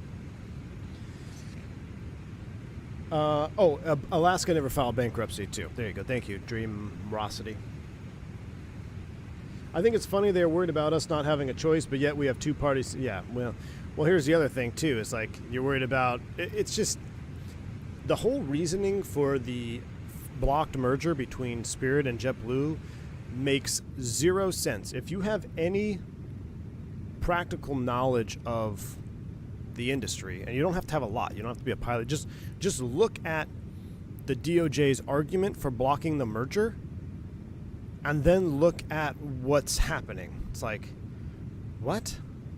So you want to protect low fares by blocking a merger of an airline that would compete with the 4 legacies that you created by allowing mergers. Huh? So it makes no sense. You can't try to understand it because it doesn't make sense. That's why I firmly believe there's still going to be more consolidation in the future.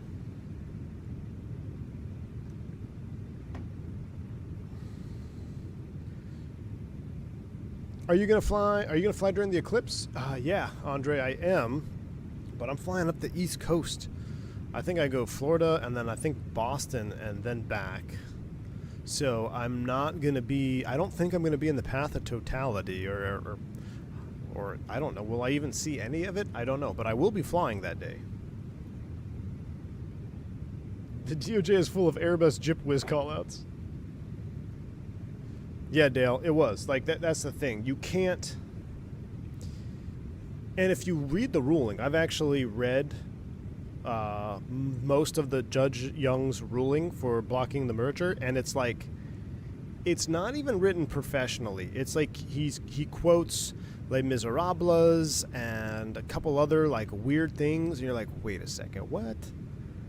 Like, something about the whole thing is just weird to me. But if you haven't, I encourage you to read it. Read the actual ruling from Judge Young and try to draw your own conclusions. At the end of the day, he's like, to those fans of Spirit, this one's for you. Like, okay, well, how about those fans of Spirit if Spirit now has to pivot their entire ULCC model because they got to compete with other... I don't know, man. Yeah, Dale, he did. He did. I'm not joking. I am not joking at all. Are JetBlue's 190s not considered an RJ? They are considered an RJ in my book. So no scope clause. Seems interesting that they fly the 190s on many routes that compete with RJs, but are not considered an RJ. I consider a 190 an RJ because it is an ERJ 190. For those fans of memes, this one's for you. Exactly, Water. We bought a bunch of those Eclipse glasses the other day. Nice, Bomb Tech. Maybe, Victor, it sounds like he wrote it on ChatGPT. Honestly, man. It sounds like a ChatGPT ruling. Look at the wing flex. I love the wing flags. All right, let's get like 2 or 3 minutes of outside views, and then we'll do our in-flight entertainment. What do you guys say? Let's hop outside. Let's enjoy the model. Oh, that is a beautiful bird. Let's actually do drone cam.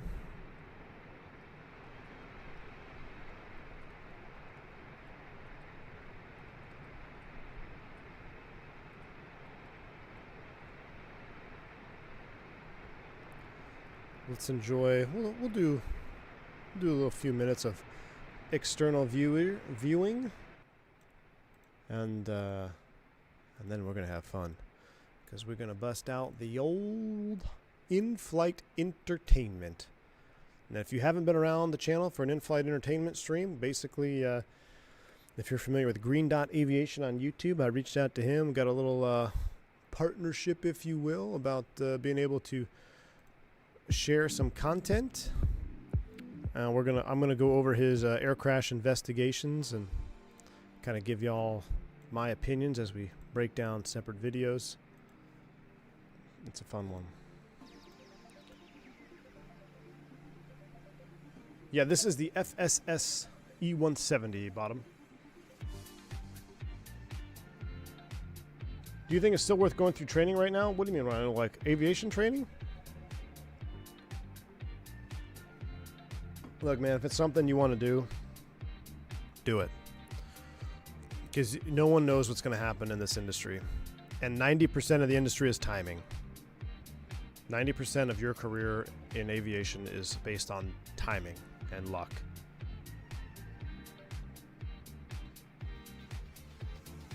Zippy, yeah. Of course, Zippy. I thought you were going to make me a fancy one with, like, lights and stuff. How are the flight physics compared to X-Plane? Sahil, I haven't flown it on X-Plane, but with the amount of questions I'm getting about X-Plane, I'm going to have to fly it. I own the X-Crafts on X-Plane, so we're going to have to fire it up and compare. I haven't flown a single airplane with force feedback on X-Plane yet, so that's kind of peculiar. I'll have to try that out.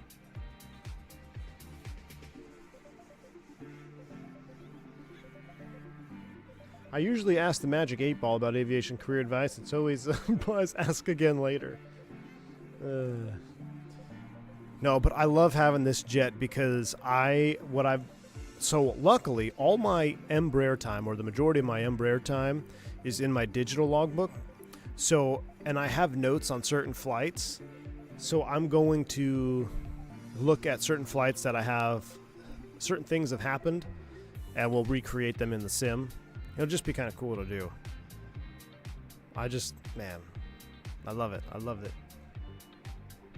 I tried importing it onto the original, and it turned into a giant rainbow puke vibe. So I'm going to do some relearning. The new job is taking my attention. No worries, Zippy. No worries, man.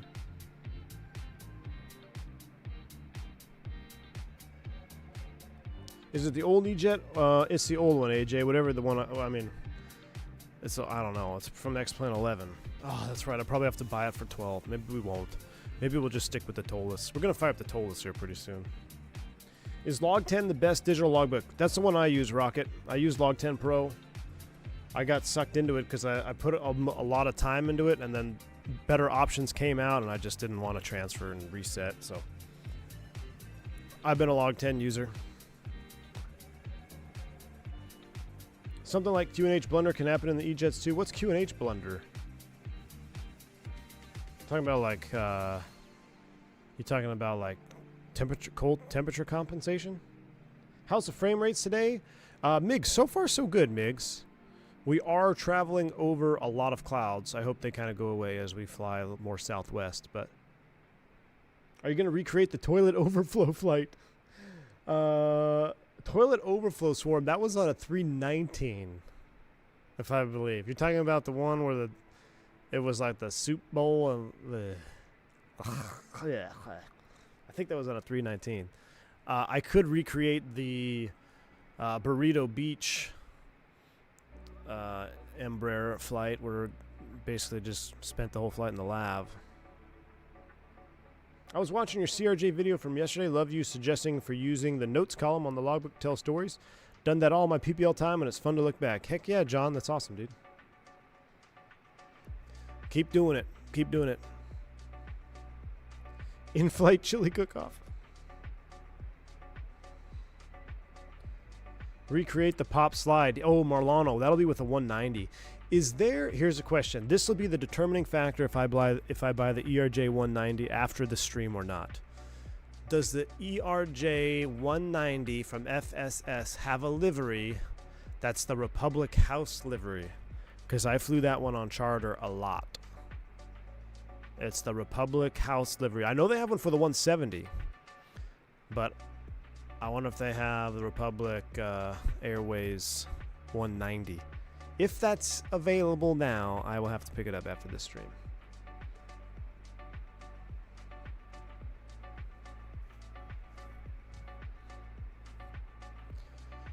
Are you willing to create... Uh-oh, what's this? What's happening? What's happening? It makes me nervous anytime I see bank angles. Oh, it looks normal. It's coming back. All right. All right. It's doing its thing. Uh-oh. Why are you going back to the right? Maybe a wind reload. I flew back from Vietnam last year with a touch of food poisoning. Oh, man.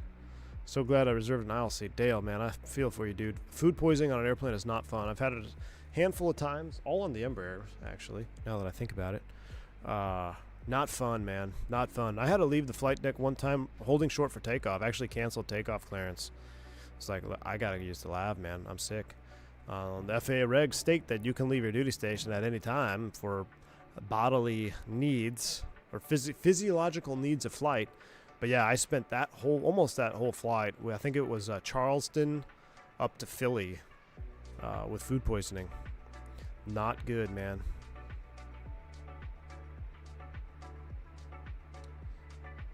Is there fun buttons in the E170 like lights tests or... Yeah, there's lights tests, M4X, yeah. A little bit of turb, Seatbelts are off. Seatbelts are off. And this is light chop. Light chop. No need for the seatbelt sign on. Burrito Beach sounds like a place I'd visit but regret much later. Oh yeah, ORD Food Court, man. I'll be revisiting the O'Hare Food Court here next week. Yeah, Jeremy, I sure did.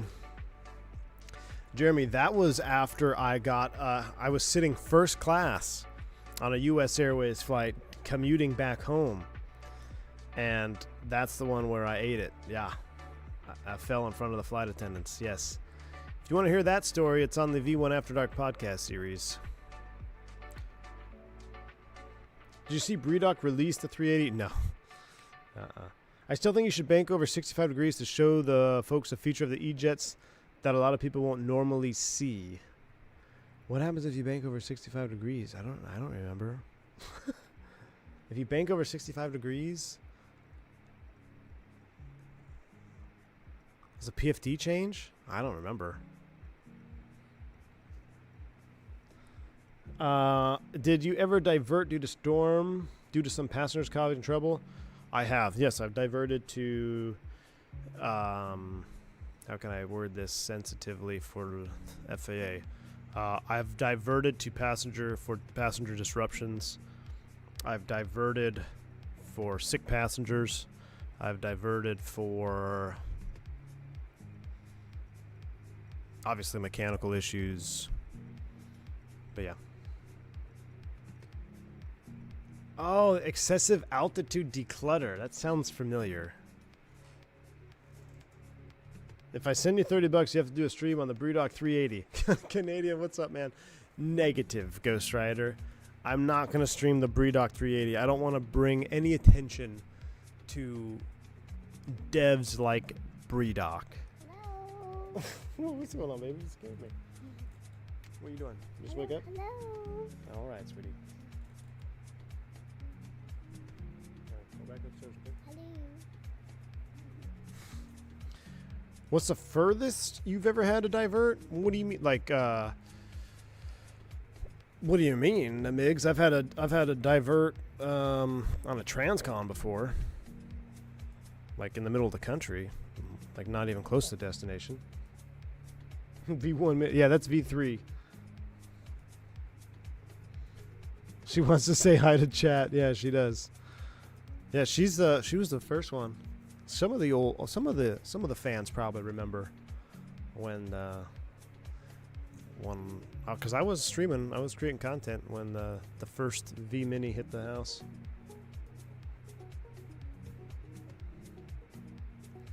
All right, after the song, I've got the in-flight entertainment ready to go. We're gonna load it up after this song comes to an end. Who's the kid? 80 knots. Well, who are the kids? There's got 3 of them. I got V1, VR, V2, VFS. So if I'm V1, then we have VR, V2, VFS. And the wife is VY. No, just kidding. When you do transcontinental flight, how do you handle your fluid intake and pee situation? I feel like I pee 800 times when I'm on flight. Can't imagine being stuck in the cockpit. Pilot bladders, man. You train them. Sounds weird, but you train your bladder. And at the end of the day, if you gotta go, you gotta go. Sometimes it's good to get up on real long flights. Turkey or Turk. I just got your name, Turk in the U.S. I just now understand what your name, Turk in the U.S. But no, in long flights, I'll do it every 30 minutes to an hour. I'll just stretch my legs. Yeah, let's use the lab break. You don't always have to go to the lab. You just get up, walk to the back, see what's going on, get the vibe, then go back. Because yeah, if you just sit, I can't sit for 4, 5, 6 hours, man. That's why I was never. You guys asked me in the chat before. You want to do long haul? I was never a long haul itch kind of pilot. Like I never really wanted to chase long haul flying. Anything more than 3 hours, I'm like really antsy. So with my seniority now, I just bid turns, and the shorter the better. Shorter the better. IFE is coming right after this song ends, which it sounds like it's winding down. I had to set it up here. I was setting it up while we were looking at the jet.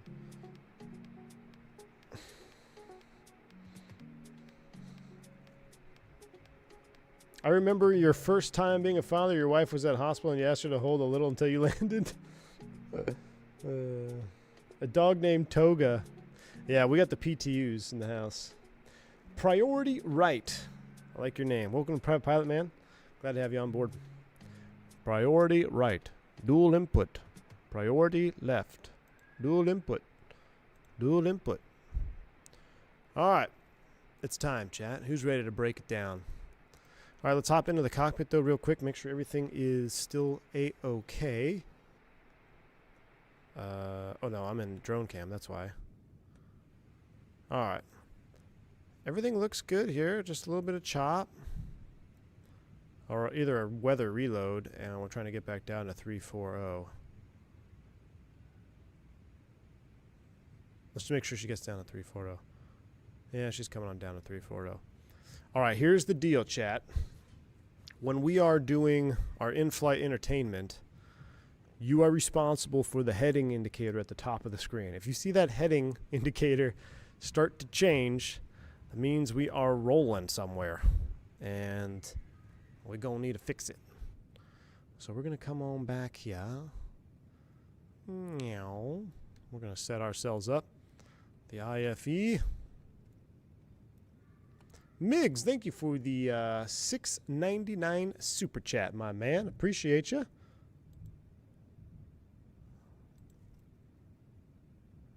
Hold on, I want to get this just right. I'm going to center it up. Boop, boop, boop, boop. Close enough. All right, we got our IFE screens up. Did I not magic barrel ref it? That's all right. We'll just hold it where it is. I'm not going to go back up there. We'll be fine. We'll be fine. It kicked you out of STD? Maybe I could have hit B.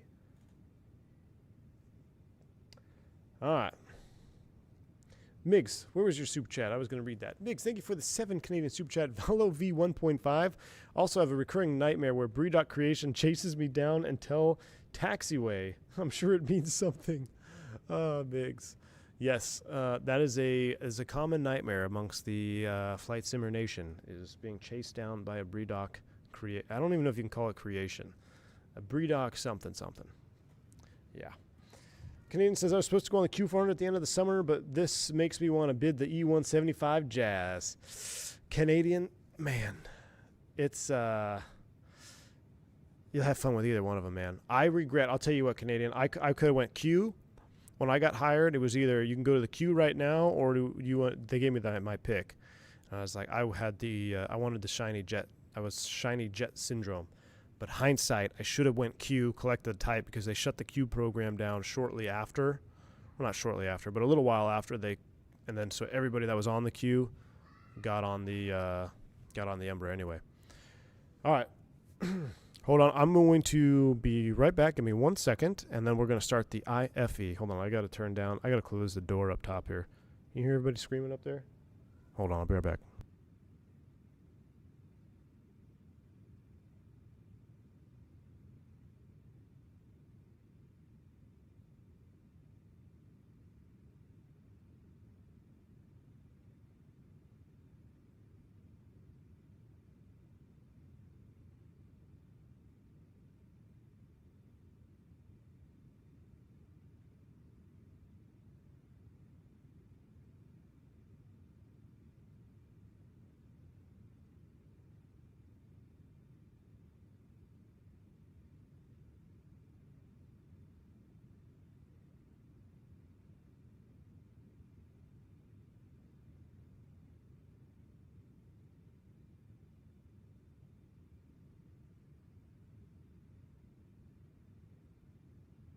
All right. Got all the Banshees up there. Okay. New IFE courtesy of Zippy Zapple, our fake green dot. Turn on the TV here. All right, so this flight we're going to be breaking down, or this particular video, Air Florida, Flight 90. I chose this video for a couple reasons. I think we can learn a lot just in general from the mistakes that happened during this event, but also in lieu of the IAE engines being released and having EPR, engine pressure ratio. So we have EPR on our IAE V2500s now. So that's another reason why I chose this flight.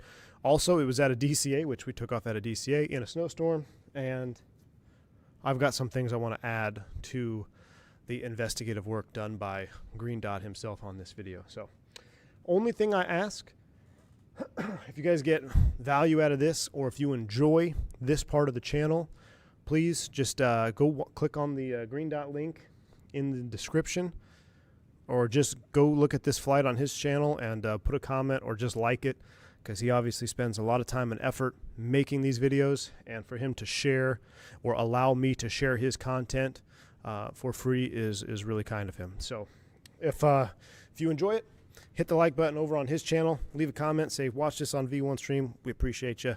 Good stuff.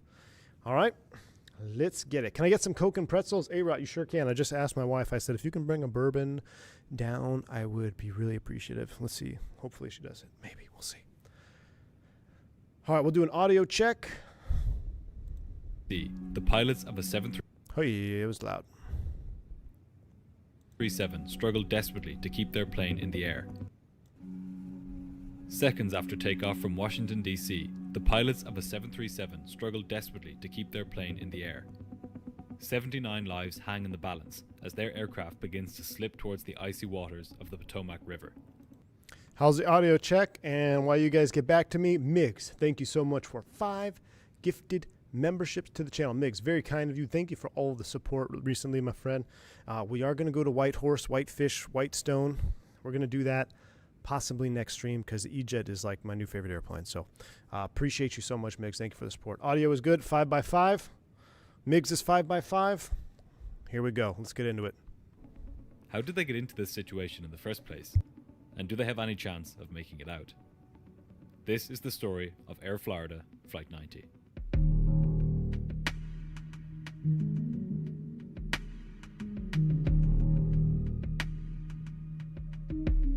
On a wintry afternoon in January of 1982, 74 passengers and 5 crew boarded Air Florida Flight 90 at Washington, D.C.'s Reagan Airport. They had no idea as they boarded their Boeing 737 bound for Fort... 1982, January, so it was almost 40 years almost 40 years to the month that I had my first flight out of DCA. That's crazy. And this airplane was old even back then in 1982. Lauderdale in Florida, that their flight would become a cautionary tale against the dangers of flying in cold weather. A massive snowstorm was wreaking havoc for air travelers across the eastern half of the United States. Heavy snow and freezing conditions had led to lengthy delays and even airport closures. And Washington Reagan Airport, also known as National Airport, was no different. As the passengers boarded, the airport had closed for snow clearing operations. While not unusual for Washington DC in the winter, this weather was new to the pilots. Florida isn't called the Sunshine State for nothing, and both pilots were far more accustomed to flying in its balmier climate. This is something that's actually much easier to get trapped into with the more seniority that you gain. So especially on smaller airlines back in the day, I don't know how many airplanes Air Florida had, but even in today's day and age, like I get comfortable flying my routes and I try to fly. So wintertime, I try to fly south. In summertime, I try to fly north, avoid weather that I don't like. And if you have an airline like Air Florida where you're just home based in Florida and you're mostly always just doing Florida ops where it's always just good weather and never snowing, while you know the procedures, unfamiliarity can and is a big threat to the operation. So you gotta throw that in your mental threat chain when you're doing stuff like this. In command of the flight was 34-year-old Captain Larry Wheaton. Described by friends and colleagues as a quiet person, he was an experienced pilot, with over 8,000 total flying hours. Whew.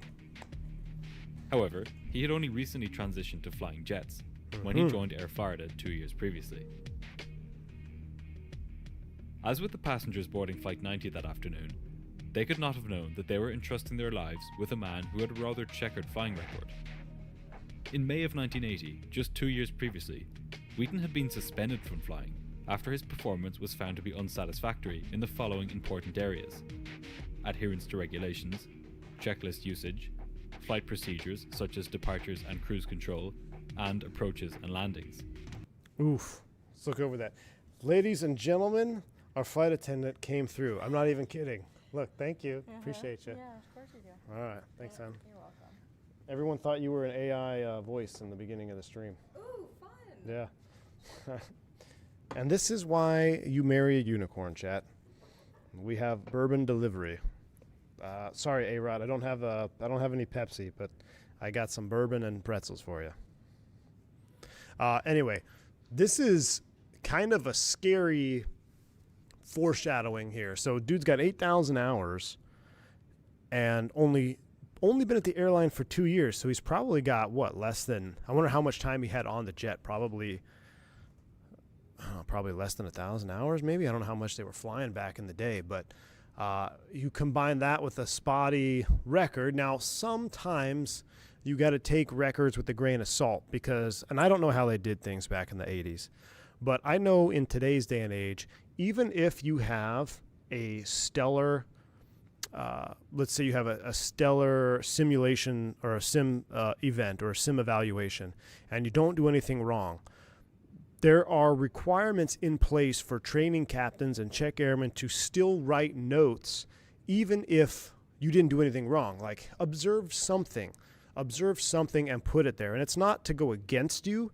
It's just to make sure that they are indeed also observing everything that you're doing, because nobody's perfect. Everybody makes mistakes.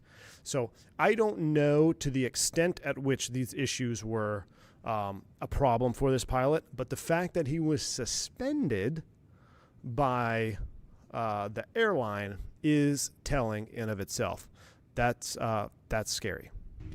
That's a lot of areas to be deficient in. Pilots are tested regularly throughout their careers, and they don't all pass with flying colours, but to fail so badly that you're suspended is out of the ordinary. Wheaton resumed flying after passing a retest in August of 1980, but this wasn't the end of his troubles.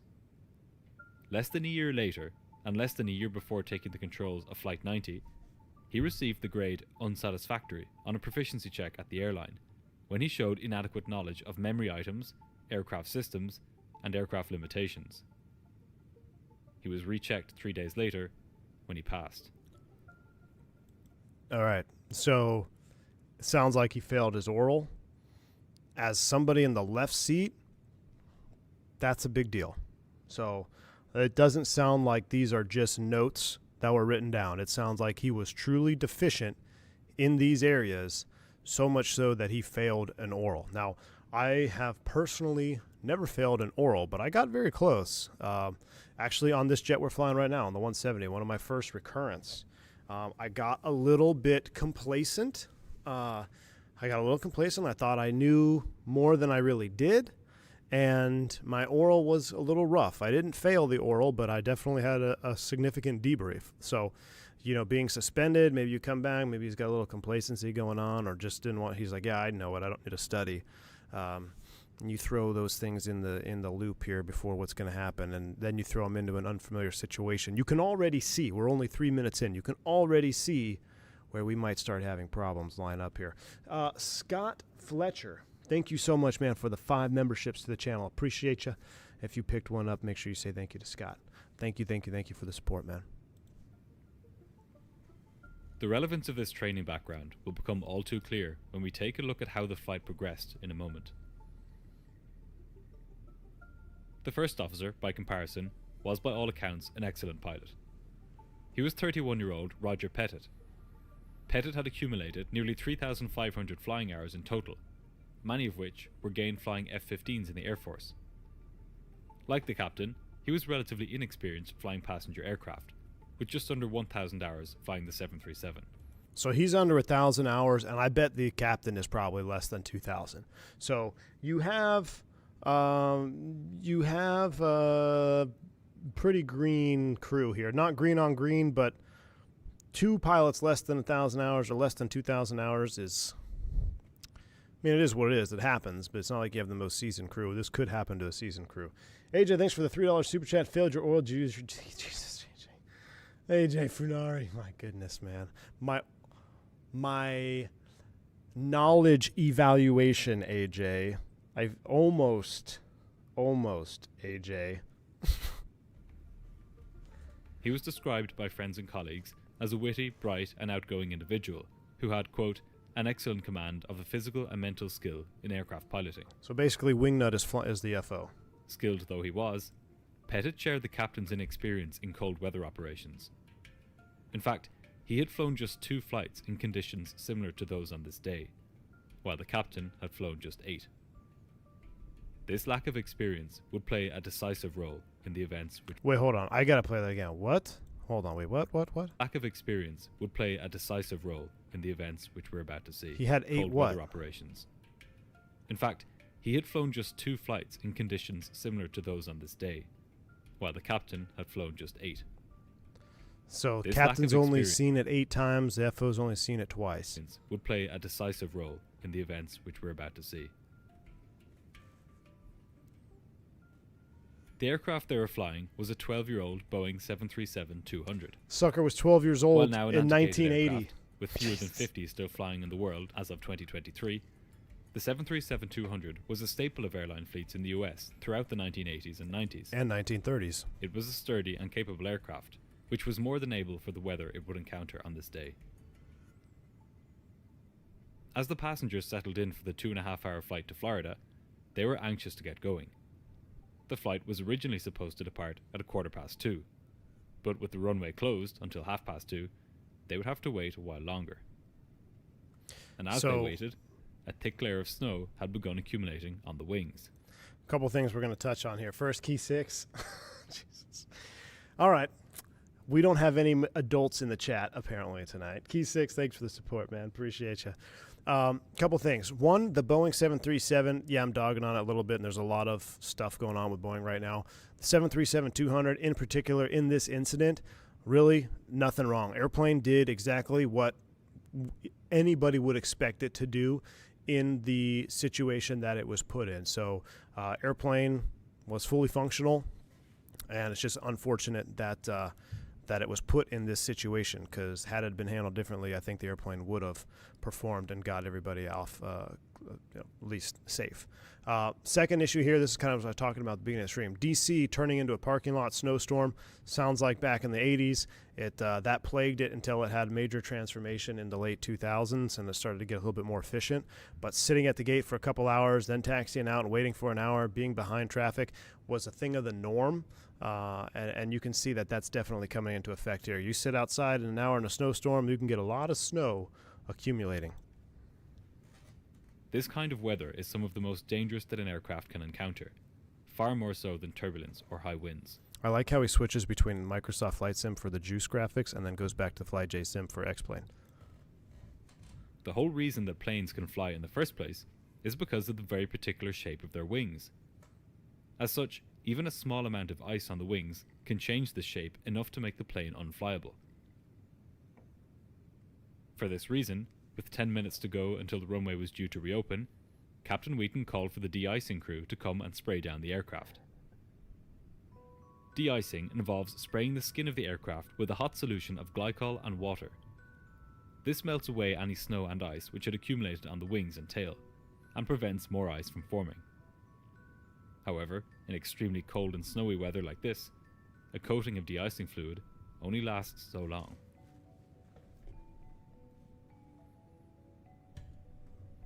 The de-icing crew came to the aircraft and began spraying it down.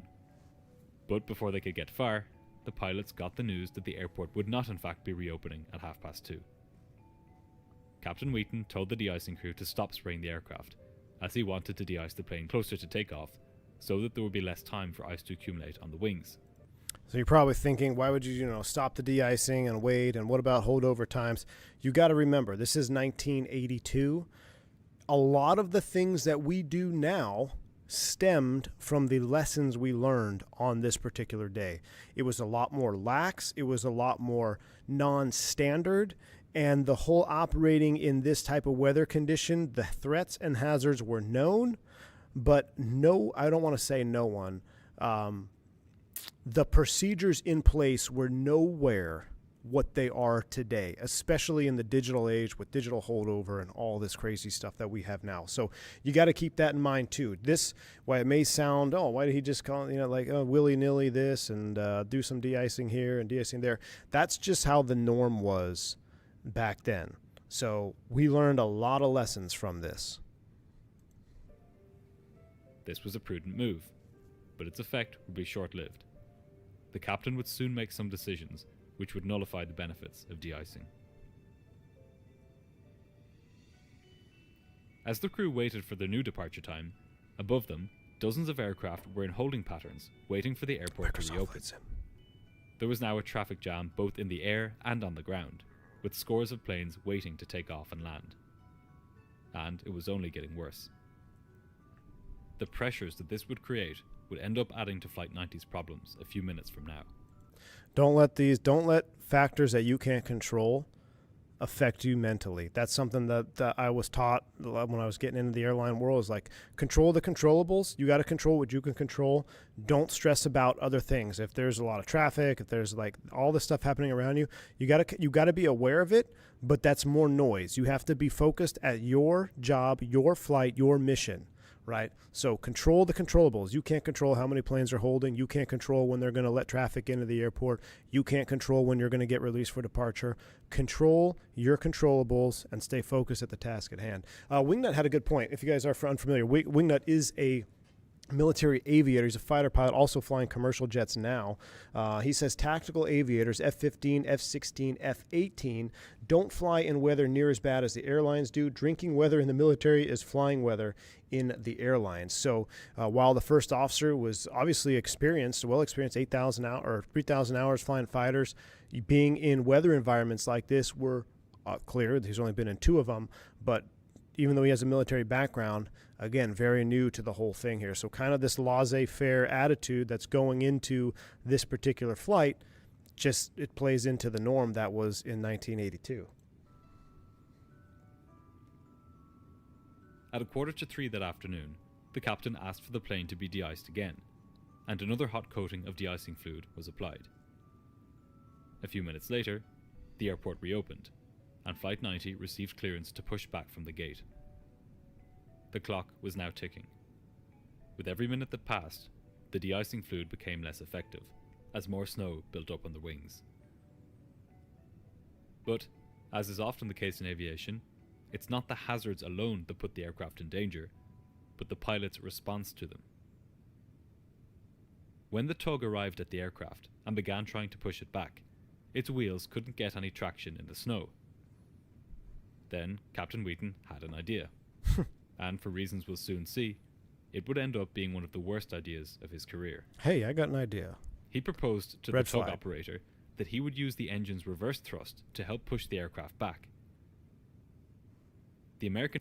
Not a totally abnormal procedure. Power backs were normal depending on your operator and your conditions that allowed power backs. I've powered back an Embraer 170 at the gate because we were sliding into the terminal in Columbus, Ohio.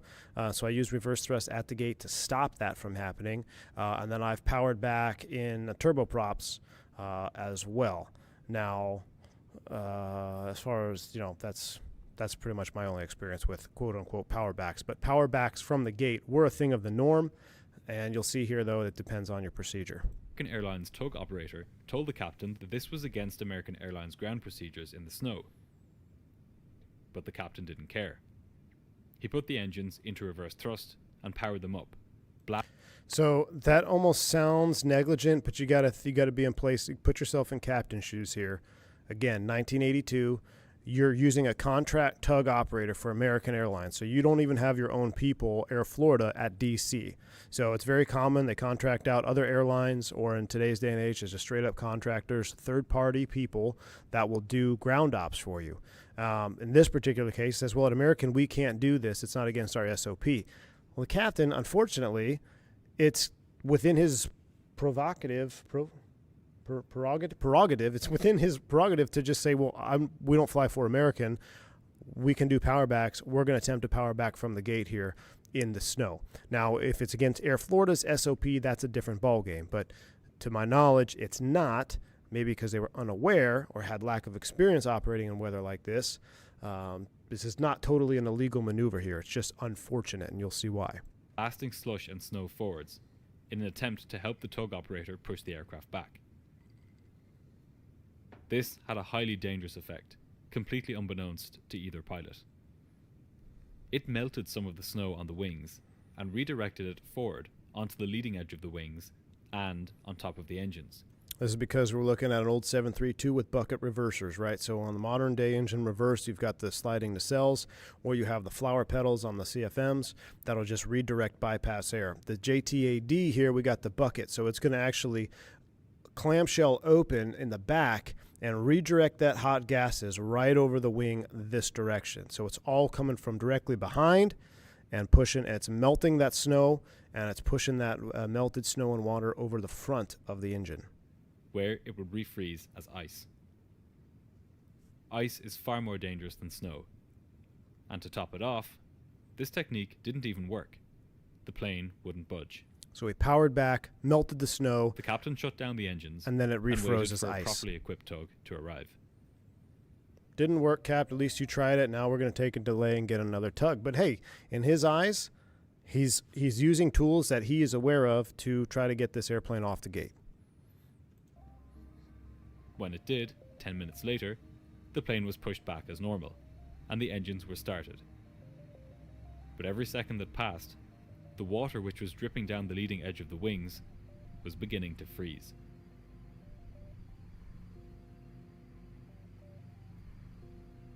The pilots were eager to get moving towards the runway. A queue of aircraft was now forming, with Flight 90 11th in line for takeoff. Wheaton and Pettit rushed through the after-start checklist, with the first officer calling out the items and the captain checking that the switches were in the right positions. This is where the pilots made their next mistake. One of the checklist items involved the engine anti-ice system. When it's turned on, hot air is redirected around different parts of the engine, preventing ice from building up inside it. It's a crucial step in the checklist during winter operations like this.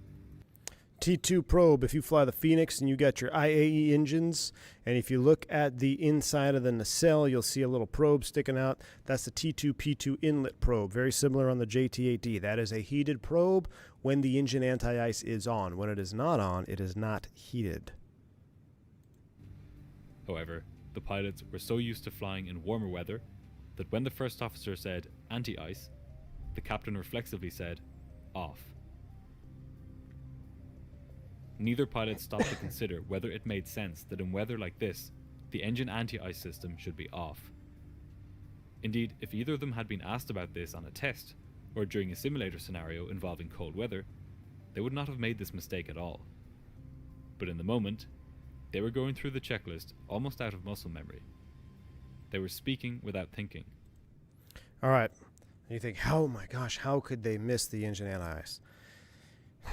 And while I can sit here and Monday morning quarterback this incident, even though it happened, almost, 20 and 40-something years ago, I will be the first to admit that I have read back an item on a checklist, and it has not been accomplished as the checklist indicates, but out of muscle memory or habit, I have read back the incorrect item. Now, this is not just unique to me. Pretty much every pilot in the world has probably done this at least once, and if you have not, you'll probably do it again.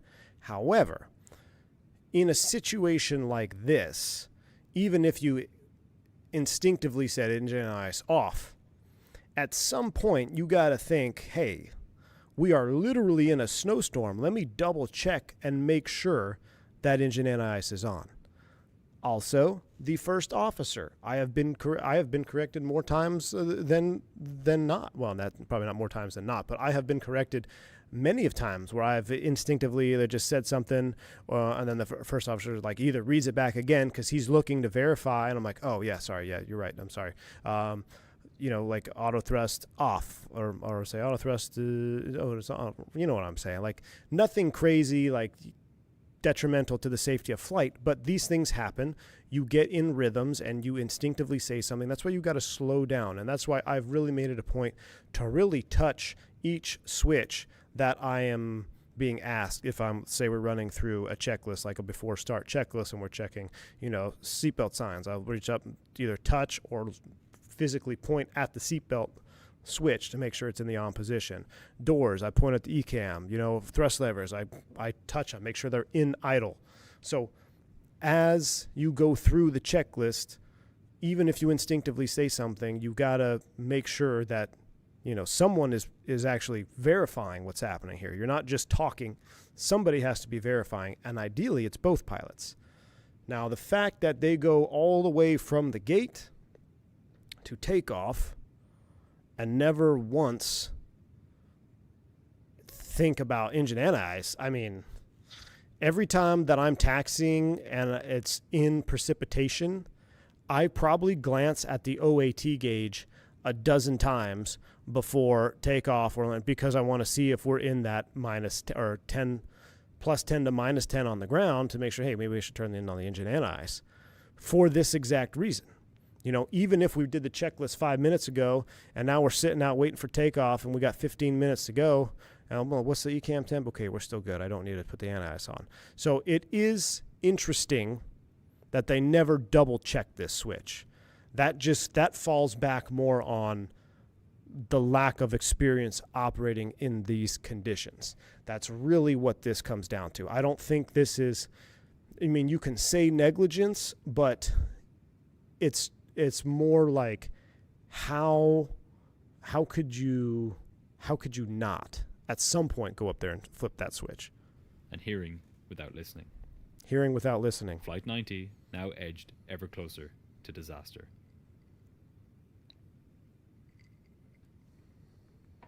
The pilots received taxi instructions from air traffic control and began inching towards the runway in the heavy snow. Despite the danger, the atmosphere on board was lighthearted as the plane taxied out. One of the flight attendants called up the cockpit on the intercom, saying, "I love it out here," and marveled at the tire tracks in the snow. The pilots and flight attendants chatted excitedly for a few minutes as the plane crawled forwards in the snow. None of them had seen weather like this before. As the snow continued to fall, the pilots began to get antsy about the danger of icing on the wings. First Officer Pettit commented that it had been a while since they had been de-iced. So this is why this is where it's crazy for me to knowing the outcome of this flight. The crew is obviously concerned about the ice and snow accumulation and how long they've been off the gate. So they are actively aware of their surroundings. It's just the lack of experience in these conditions that really is the only thing I can really think of why no one went back and checked that engine anti-ice switch. Because the first officer is aware of it. They communicate about it. If you asked any one of them, if you were a jump seater on this flight and you said, hey, what about the engine anti-ice? They'd be like, oh, yeah, it's on. And then they would look up and, oh, shoot, we got to turn that on. Guaranteed. And the fact that they never thought to look at that, it blows my mind. But as you'll see here, it's not really the only factor, right? In any accident, there is a whole slew of kinks in the chain that cause an accident.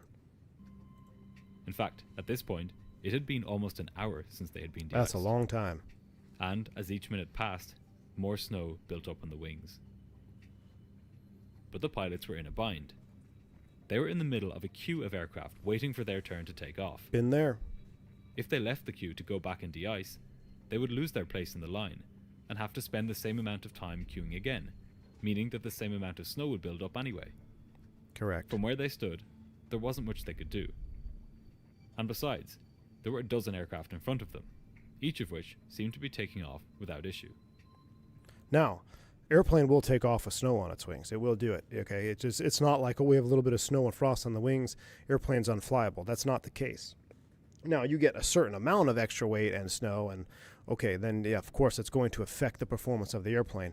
But also keep in mind, this is 1980, holdover times, the procedures for de-icing a lot more lax, a little bit different than what we have now. But I have been in this position, I've been in queue, and I've been like, look, I've actually been in this position. I remember distinctly in Philly, we went out, we de-iced, we got in line, we were going to hit our holdover time, so we got out of line, went back, de-iced again, got back in line, get to the runway, we're below min takeoff fuel. Now we got to go back to the gate, get more fuel, go back out, get de-iced, and then we timed out as a crew. So my decision to go back and get de-iced again cost that flight and all those passengers not going to their destination that night. But that's just some of the decisions that you have to make. And fortunately, everybody's okay. But that is a very difficult decision to make when you're in the heat of the moment and you're in that specific scenario. But sometimes you just have to make the tough call. The captain turned around to look out behind him at the left wing, which he saw was covered in about 1/4 to 1/2 inch of snow. The first officer looked back out his window and saw the same thing on his wing. But just then, as they inched forwards in the snow, Captain Wheaton had his second less than stellar idea of the day. In the line in front of him was a Douglas DC-9. The captain figured that with its rear-mounted engines, it would be able to blast some of the snow off the wings of his aircraft. He told his idea to the first officer, who said that it didn't really matter, because the snow would be blown off the tops of the wings anyway, as they accelerated down the runway. And the sad truth was that he was right. There was no need for the pilots to use the exhaust of the aircraft in front of them to blow snow off their wings. So let's talk real quick. You may be like, well, then what's the point of de-icing? So I don't know what fluid they use. Someone brought up in chat that they discussed that the type of fluid or the concoction of the fluid wasn't necessarily right to begin with. And I think I remember reading about that. However, snow accumulating on top of your wings after you've been treated for ice is a normal situation, because what's going to happen with that de-ice fluid is once it especially type 4 fluid, it reaches a certain speed to which then it will slide off of the wing, taking all of that snow with it, therefore leaving you with a clean wing on rotation. So seeing a little bit of buildup is normal. Now there is a point at which you can determine that your fluid is no longer valid by looking at the fluid and the rate of accumulation. And now we have all these fancy tables and everything. Again, going back to 1980, I don't know how prevalent that stuff was, but in the back of their mind, I could only imagine that, okay, well, we've already been treated. It's going to blow off the wing when we go down the runway. That's what's supposed to happen, so let's just continue with our plan here. In fact, doing this was expressly against the winter operations procedures they had been taught. So it's against their procedures to get up close to another Nonetheless, aircraft. the captain began turning his aircraft so that the jet blast from the plane in front would blow over his wing. And then he turned it the other way so that he could get the first officer's wing. This had a deadly effect. The snow on the wings melted and streamed backwards as water. Only now, it began to freeze and turn into ice. Ice is definitely worse than snow. During takeoff, snow tends to blow off aircraft wings due to the high speed of the air rushing by. However, ice stays attached and critically disrupts the airflow over the wings. This is exactly why getting too close to an aircraft in front was prohibited during snowy conditions. But the captain either forgot this, owing to his lack of winter flying experience, or he chose to ignore it. I think in this particular scenario, I don't think he chose to ignore it, in my personal opinion. I think he's just blissfully unaware. He's obviously blissfully unaware of the engine anti-ice switch being off, and he's doing everything he can to, in his mind, keep the airplane in a ready state to go fly. This is something that's been brought up in training and before, and we're aware of it. I've been asked in Chicago in a snowstorm to, hey, when you're in line for takeoff, hey, get up as close as you can to the guy in front of you. I'm like, no, sorry, we can't move any further. Like, we're not getting any closer. We have to stay a certain distance back for this exact reason. You get that jet blast on there. Not only does it melt snow and refreeze it to ice, but it's also going to blow off your glycol. Okay, it's also going to blow off your fluid that you put on the airplane. So you do not want to get right up on somebody in this particular scenario. But at this point, I don't think this is a negligent disobedience of their procedures. I just think it's just straight up inexperience in this scenario. As dangerous a blunder as this was, though, it alone would not doom Flight 90. In fact, if it was the only mistake the pilots had made, they would not be in any great danger. As it turned out, it was a mistake they had made back at the gate, which would now come back to haunt them. Yeah, fly live. First Officer Pettit noticed that the engine instruments for the left and right engines were showing different readings. We're going to get into EPR now. For some reason, the EPR, or engine pressure ratio, on the right engine was lower than that of the left engine. The EPR is the ratio between the air pressure at the front of the engine and the air pressure at the back of the engine. It's how pilots measure the thrust output of their engines. All right, this is exactly the same that we have on the IAE V2500 that we have with our Fenix and the V2500s that I fly in real life. I know heading's frozen. I'm not going to fix it right now. Just look out. We'll look outside the window. As long as you can see the window horizon, we're good. But here we go. Engine pressure ratio gauges are showing him that there's something peculiar going on. Now, I think Green Dot's going to get into EPR here, but if you think about this, when is the time that EPR will show lower than normal on the ground? If you think about it, if you have high pressure, if it's a difference between the pressure from the inlet and the outlet, and typically you have lower pressure in front of the engine, if you have jet blast going into the front, you now are having higher pressure in the front. Therefore, you have higher pressure in the front, higher pressure in the rear, showing a lower ratio between the two. So that is an indication that the aircraft in front of you is blowing their jet exhaust right into your engine. So that is a normal and correct assumption here. But that's not the only reason why EPR could be reading strangely. Remember, engine pressure ratio is a measurement of predicted thrust output. Okay, it's not actual because it's still a ratio, but it's telling you what it's sensing on the inlet and the outlet. So when the gauges are off, you either have a mechanical problem or you have a gauge problem. There's no in between, and you're probably not taking off with either of those. So when you start getting strange readings on your EPR, especially on the ground, you got to do some investigating. Because when they're at high power, the air in front of the engine is at low pressure because it's being sucked into the engine, and the air at the back of the engine is at a comparatively higher pressure because it's just being compressed by the engine and blasted out, In other words, when the engine is working at high power, the engine pressure ratio, the difference in pressure between the front and the back of the engine, is greater than when it's at lower power. The first officer figured that the lower EPR reading on the right engine was probably a result of the air from the plane's engine in front of him getting pushed into that engine, Could definitely raising be the a pressure at the correct front of the engine assumption. while the pressure at the back remained the same, therefore lowering the ratio of the pressure at the front and at the back. This was a rational explanation, but in reality, this low reading was a sign of a much more serious problem, one which would put the lives of everybody on board in grave danger. In grave danger. What kind of danger, chat? Grave danger. Think about it too. You gotta think, okay, well, if I'm behind an MD-80, he's got tail-mounted engines. Is it really going to be blowing into our engine down here? I don't know. You kind of have to look at it. It's more prevalent if you were like staggered and you had the same engine, whatever. But yeah, so it's probably not the MD-80 in front of them. But again, they noticed something wrong. The actual Is there any other for the comment? lower EPR reading on We the do right need engine we need a grave was danger that water, emoji. which had been blown forwards by the pilot's use of the reverse thrust earlier, had now frozen on top of the sensor in the front of the engine. Yes. So remember, clamshell opens up, blows the melted snow water down over the front. Now, engine anti-ice is only going to heat up the inlet here, the engine inlet, in case you suck any water up off the ground. And it's going to heat up that T2P2 probe, which is somewhere right in here on the inside of this nacelle.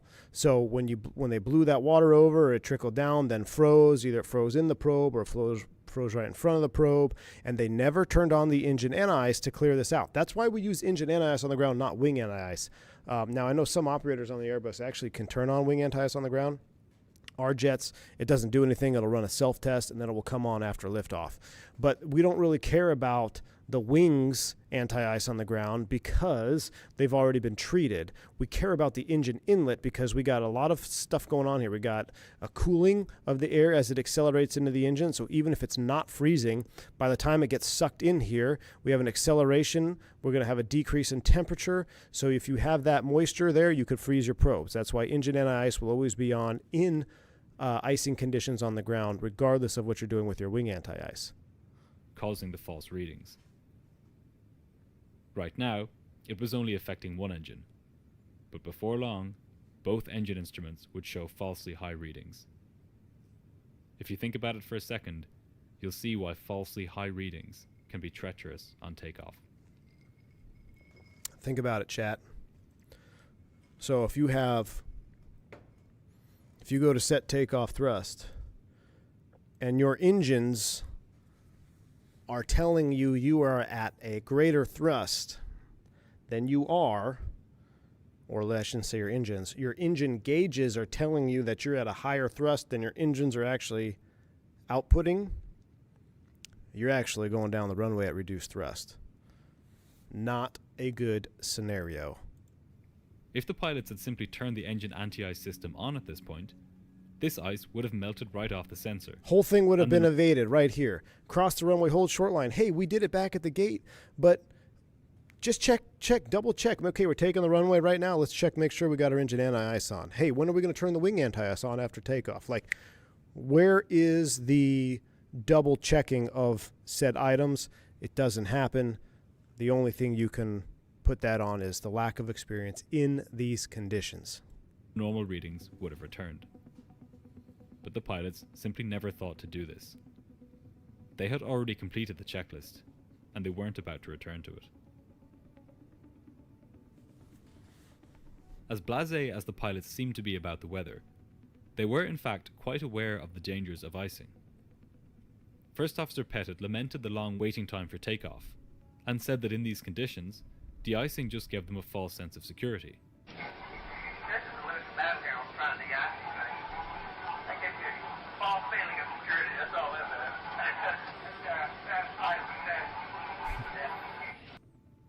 The captain agreed, and said that really there should be a de-icing booth just before the runway. The first officer seconded this idea, which he likened to a car wash, which planes could simply pass through just before lining up on the runway.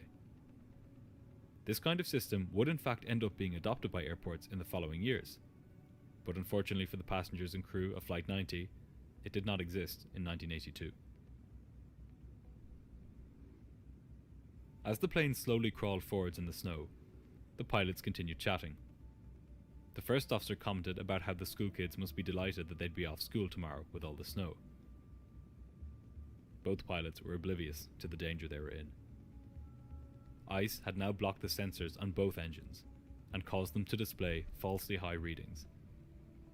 Ice had also begun forming on the wings, and crucially, it had started to build up on the wing tips, which, on the 737, gave the plane some unusual and dangerous flying characteristics. The ice on the wingtips dramatically reduced the lift that they could provide, meaning that the wing roots would provide proportionally more lift. And because the wings on jet aircraft are swept backwards, a greater amount of lift at the wing roots means the center of lift, which conceptually speaking is similar to the center of gravity, but just in the upward direction, moves forwards. This means that on takeoff, the plane would pitch up abruptly, catching the pilots by surprise. So think about that play out before we go to the runway here. You're going to have a essentially reduced thrust takeoff. You're going to have a premature rotation. What does premature rotation do? You're going to increase the angle of attack. You're going to increase your drag. You're going to be at a much closer critical AOA because now you also have ice out there. All things bad happening at the same time. Now you could throw in the fact, well, you still have ice on the airplane, extra weight. Literally every bad scenario has now lined up for this jet. It's got ice on it. It's got disrupted airflow, going to create a premature rotation, and you're taking off with reduced thrust. Literally everything is set to fail here. There has been nothing to stop any of these chinks in the chain. Meanwhile, the controller was still dealing with the scores of planes still on their way into the airport. He was keeping them close together on approach, so that he could get as many on the ground as possible and ease congestion in the air. Flight 90 had now reached the front of the queue, and the controller wanted to get it airborne as soon as possible. The pressure was on for all involved. Captain Wheaton handed over control to the first officer, who was cleared to line up on the runway. The controller told the pilots to be ready for an immediate departure, as there was an aircraft coming into land just behind them. Pettit briefed the departure. I'll put it back to about 1.55, close to about 1.6. Still got scared real. Okay, I'll pull it back to 1.55, supposed to be 1.6. He's talking about engine pressure ratio, EPR, 1.6 being a greater thrust ratio, but he's going to pull it back to 1.55, depending on how scared we are, meaning like, hey, we might not have a ton of lift on this takeoff. We're going to need all the juice we got. I might not pull it all the way back on the reduction. So that's what he's referring to here. The first officer was saying that after takeoff, he would keep the engines at high power to counteract the ice on the wings. I haven't seen this part.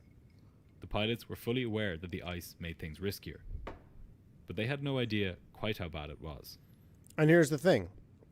Going back to what I just said a few minutes ago, both these crew members are totally aware of the dangers, but no one has taken a step to mitigate your controllables.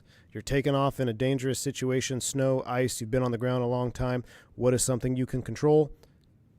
Icing of my own airplane. What do I do that? Engine anti-ice, wing anti-ice. No one checks it.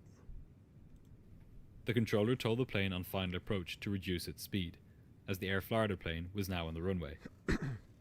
This was against regulations, as planes should never be so close together that a plane on final approach needs to be asked to reduce its speed in order to avoid a collision. Now, I don't know if that's true because I've been asked to reduce the final approach speed numerous times on approach with aircraft holding in position, or, hey, slow down, slow to approach speed, one departure prior to arrival. So this is, in my opinion, normal phraseology here. I don't know if at the time this was not allowed, but again, you are in position on that runway. That your controller has given you the runway. If you can't take off in time, that controller's got to send the other guy around. All right, so keep that in mind. I don't know if the crew was thinking this was illegal because, like I said, from my point of view, this is an everyday ordeal for the most part when you're flying in rush hour. So I don't know how illegal this was. Maybe back then it was. The controller then cleared Flight 90 for an immediate takeoff. The first officer pushed the throttles to take off thrust, but the engine indications swung way past the power he set. Okay, remember, it's indicating more than normal. So when he goes to do a normal physical movement of the power levers, the engine EPR is going way higher than it should be. Like, whoa, why is it so high already? A couple things can cause this: severe temperature, or like really cold temperatures. You talk about air density and all that, because remember, it's a pressure ratio. Also, just going back, this reminded me, there used to be a controller in DC that was notorious for his clearance was this. Wisconsin, whatever, spool them up, be ready to go, traffic short, final, runway 1. Brickyard, 3331, have them spooled up, ready to go, like in position, line up and wait, spool them up, 50, be ready to go. And he literally was telling you to spool up your engines. I remember one time I was like, I'll spool them up when I'm damn good and ready, you know, because you're cleared to take off, whatever. But yeah, there was a controller in DC that used to do that all the time. The captain chalked this up to it being really cold outside.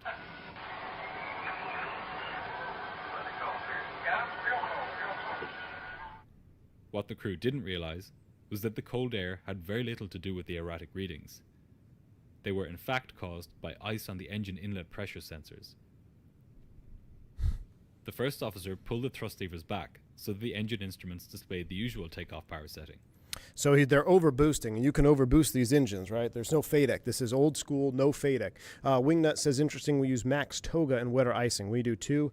No D-rates or anything. That is standard. As far as I know, Wingnut, everywhere I've been, it's been max Toga. But you got to remember, we're all flying FADEC jets now. You can overboost these engines. So they weren't necessarily derating.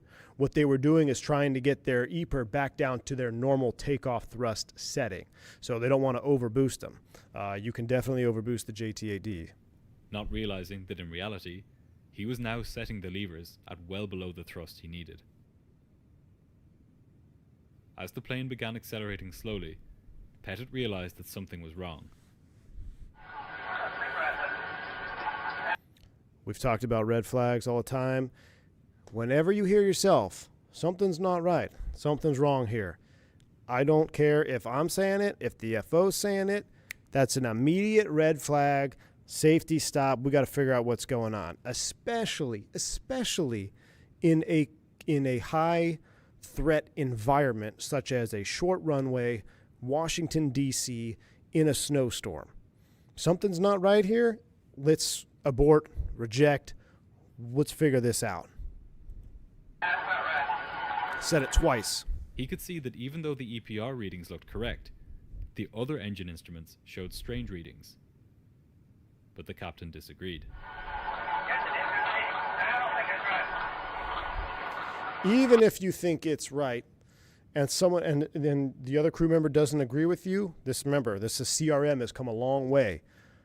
In my opinion, if a first officer I'm flying with ever says I don't think that's right, or I don't like this, we're gonna stop and we're gonna figure it out together. I'm not just gonna override the first officer because I think it's right. Now, unless it's a clear as day, there's something that first officer is misunderstanding, and I don't have time to explain it. Then maybe, But in this particular scenario, there's no way to continue this takeoff from the initial application of power. The first officer was right. The engine instruments were off. His plane was accelerating much more slowly than normal. But the captain was eager to get the plane into the air. The passenger jet close behind them had just been cleared to land. In fact, because of the controller's illegal clearances, it was already on the runway, bearing down on the pilots from behind. Now, this is interesting. It was already on the ground. They're saying that the aircraft already landed. I'd have to check in on this a little bit more. I'm not quite sure what's going on here with the separation of traffic, but I do know if you're going down the runway past 80 knots or in snow contamination and there's traffic on short final, while control the controllables, right? Technically, that is your runway. They got to have that aircraft behind you go around. So it's definitely a mess. We're rolling here. Why are we rolling? Okay, we're back. We're fine. We're good. I was just checking the roll. Sorry. I left our IFE on. I don't have this view. I didn't bind this view. All right, hold on. We'll get back. Oh. This is the iPad version IFE. Okay, we're good. Continuing on. Yeah, it doesn't matter if there's someone behind you that has to go around. Send them around. The pilots knew that if they aborted the takeoff because of the strange readings, the fast-moving jet behind them could collide with them, spelling disaster. But to the first officer, taking off seemed just as risky. The captain called out 120 knots, indicating that the plane was almost at the point of no return. They still haven't hit V1.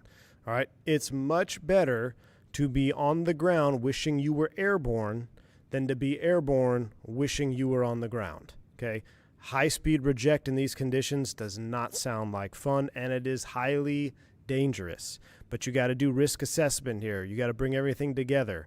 Do I abort and stay on the ground, do everything we can to keep this airplane straight, or do we lift off with a bunch of out-of-whack indications here? And you got to think, what's the end game here?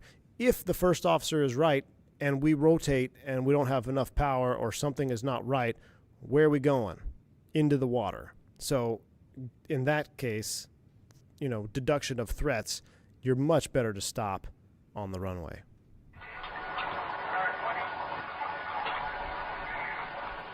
Again, the first officer was hesitant. If it was up to him, he would probably have aborted the takeoff, just like other crews in similar positions had done before.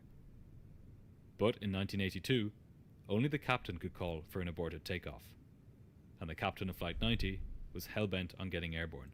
So I don't know how it works on other airlines, but in the airlines that I've worked for, a reject has always been at the captain's only discretion. Now, the FO can say, hey, we need to abort, but the captain is the sole executor of a rejected takeoff, even in today's day and age for my operator. Now, like I said, the FO can call and say, hey, we need to abort, but the first officer is not supposed to initiate a rejected takeoff. Finally, after a much longer takeoff run than normal, the plane reached rotation speed. The first officer pulled back on the control column, and the plane rapidly pitched up due to the accumulation of ice on the leading edge of the wings. So now you got that rapid pitch up, increased This AOA. rapid lurch meant that the oncoming air was now hitting the underside of the aircraft.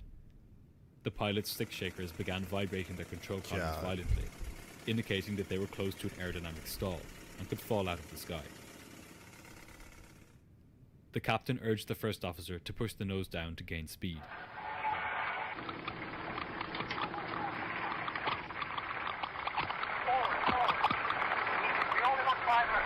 Only 500 feet per minute.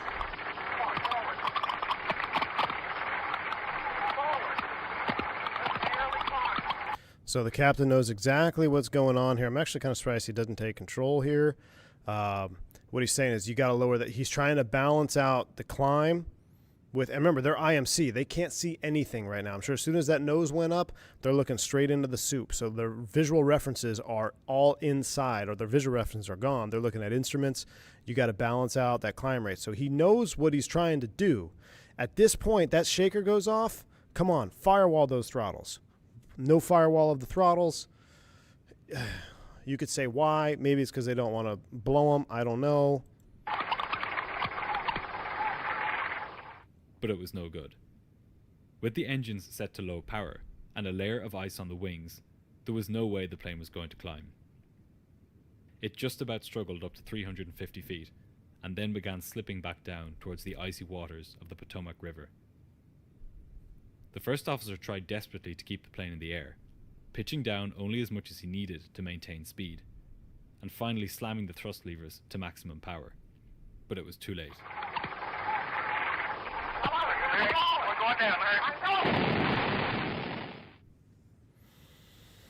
At 1 minute past 4 that afternoon, Air Florida Flight 90 smashed into the 14th Street Bridge connecting Washington and Arlington, and then plunged into the icy river below. In the minutes after the crash, just 6 survivors were found floating in the river. In the end, 5 of them were rescued alive. In all, 74 passengers and crew were killed, as well as 4 drivers on the bridge. The investigation carried out by the US National Transportation Safety Board found that ultimately, the crash of Flight 90 was a result of industry-wide problems in how icing conditions were dealt with, and a severe lack of winter weather training and experience on the part of the pilots. It also criticised Captain Wheaton specifically for making unprofessional decisions which ended up leading to the crash, including his use of reverse thrust at the gate, his failure to ensure that the engine anti-ice had been turned on, and ultimately, his decision not to abort the takeoff. It also criticised Air Florida for promoting him to captain and keeping him there, despite his failing to pass multiple proficiency checks. As a direct result of this crash, pilots nowadays receive far more extensive training on the dangers of icing. Many airports now have de-icing booths placed much closer to the runway, and de-icing fluids have been developed which are significantly more effective at preventing ice buildup. The attitude to cold weather operations has also changed dramatically within the airline industry. There is now a widespread healthy respect among both pilots and airport authorities for the threat that ice can pose to aircraft. These changes have made sure that winter operations nowadays are much safer than they were in previous decades, and accidents like this are nowadays almost non-existent. Lessons learned in blood. All right. That's, we got to start our descent, but that's what we do today stems directly from the accidents and incidents that, or not accidents, but from those scenarios that happened on that flight. We're going to go ahead and flight level change it right now down to 15,000 because we are high on profile. So let's go ahead and flight level change. And we'll dial back the speed a little bit. We got to get in here, got to get ready to do this approach. But yeah, wrapping that one up. I mean, there's a lot. It wasn't just one thing wrong. It wasn't just the engine anti-ice. Now, granted, that was one of the main reasons. But even with the engine anti-ice off, had they have gone full power, full physical power on the throttle levers, they probably still would have climbed away from it and then realized they had to turn the engine anti-ice on. You know, I mean, you look at your physical position of the thrust levers. Where were they? So, I mean, you can nitpick any Swiss cheese slice that you want, but you cannot just say, oh, this airplane crashed because of X. It was a slew of events that all stem together. But what makes it so hard for me to listen to and watch is that takeoff roll. Forget everything else. Forget the anti-ice is not on. Forget that the guy was trying to de-ice with the exhaust from the airplane in front of him. Your FO that you obviously are having a cordial exchange with at the gate. You guys are getting along, and your first officer is telling you something is not right. Like, straight up. You got to be receptive to that. It doesn't matter, and this could happen, and in this case it's FO saying it and captain is not listening. I mean, it can happen the other way around. You can be in your moment. You know, you're doing your takeoff as a first officer, and everybody has a personality, and you can be a strong captain, a mid captain, or a weak captain in your leadership abilities, and the same goes for FO. So you could have a strong FO and a weak captain, and if that captain says something's not right here, but he's not taking command to abort as a first officer, do something about it. Explain, like, look, hey, we have to do this, or we need to reject now. Like, it can go both ways. But the fact that it was brought up and he said it multiple times, that's what gets me. I've told myself over and over that no matter what I get into, just the other day we had to do this. We're taxiing out of Orlando, and there was a lot of weather in the area, and we had to go. We're doing our before takeoff checklist, and the first officer's reading the speeds out, and he goes, something's not right here with the speeds. Now I looked down and I saw exactly what the problem was. Sometimes in the Airbus, when we ACARS data uplink our speeds, sometimes the fuel or the zero fuel weight doesn't reset with the uplinked ACARS data. We print it out as well. So I immediately, and this is from experience, I immediately saw the zero fuel weight. That's where my eyes went on the McDo. I checked it with the zero fuel weight from the ACARS uplink, and I saw they were mismatched. So I could have said, don't worry about it, it's fine on my side, because my speeds were correct. The first officer speeds were off a few knots. At the end of the day, is the airplane going to crash if you have 3 knots differences on your V-speeds? No. But I've told myself again and again, I am going to stop the operation unless there's unless the only course of action is safer to continue. I will stop the operation. So I said, and Tower's clearing us, getting us ready to line up. I said, tell them we need a minute. Stop the aircraft, put the parking brake on. I explained to them, it's like, hey, I think I know what it is. Let's check our zero fuel weight. So when that happens, you have to manually adjust the zero fuel weight, re-uplink the speeds, and they all match. And it took 5 minutes. And did we need to do that? No. But the first officer brings something to my attention, we're going to acknowledge it and we're going to work it out. So no matter how small I may think that issue is. So it's just something like you got to, and I'm not saying I'm some, holier than thou pilot that knows everything. I'm just saying in that particular scenario, it was very tempting for me to just be like, oh, I know what it is. We're fine. Keep going. But I want to stay true to what I believe is the correct way to handle those situations. Submit that bug to Fenix, yeah. All right, we're flight level changing down at 304 knots. We're coming in here spicy. Did we descend too soon? I thought we were getting real close here. Oh, we're only 77 miles out. We'll burn some gas here. We're going to come down from the north and we'll set up for the ILS 11 eastbound. Yeah, Fly Live is frozen. I will fix that here. Might have got frozen when we were messing with cameras. Let me reset it.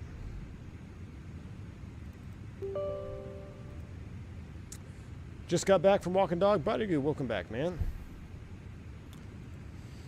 All right, we left DCA. Man, we crushed this flight. I was thinking this was going to take way longer. We almost ran out of time.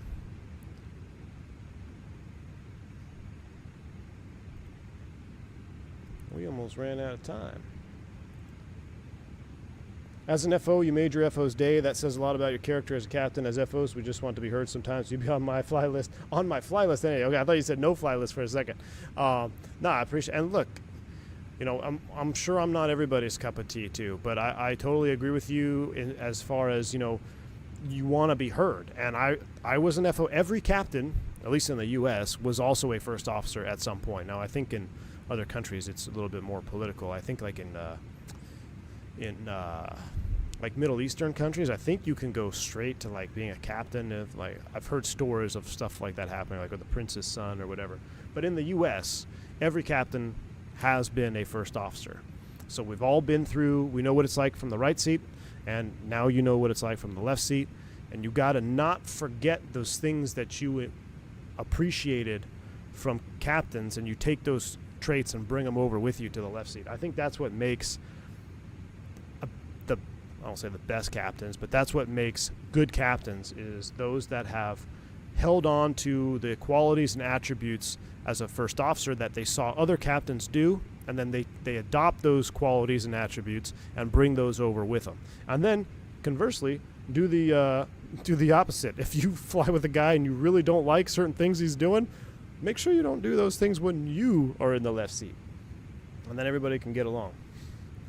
4,000 feet per minute, is it too rapid? Nah, we were flight level changing at 304 knots, so she came on down. Wingnut says, I can't wait to upgrade and rule my flight deck with an iron fist. I'm sure, man. I'm going to have to jump seat on one of those flights. That would be something.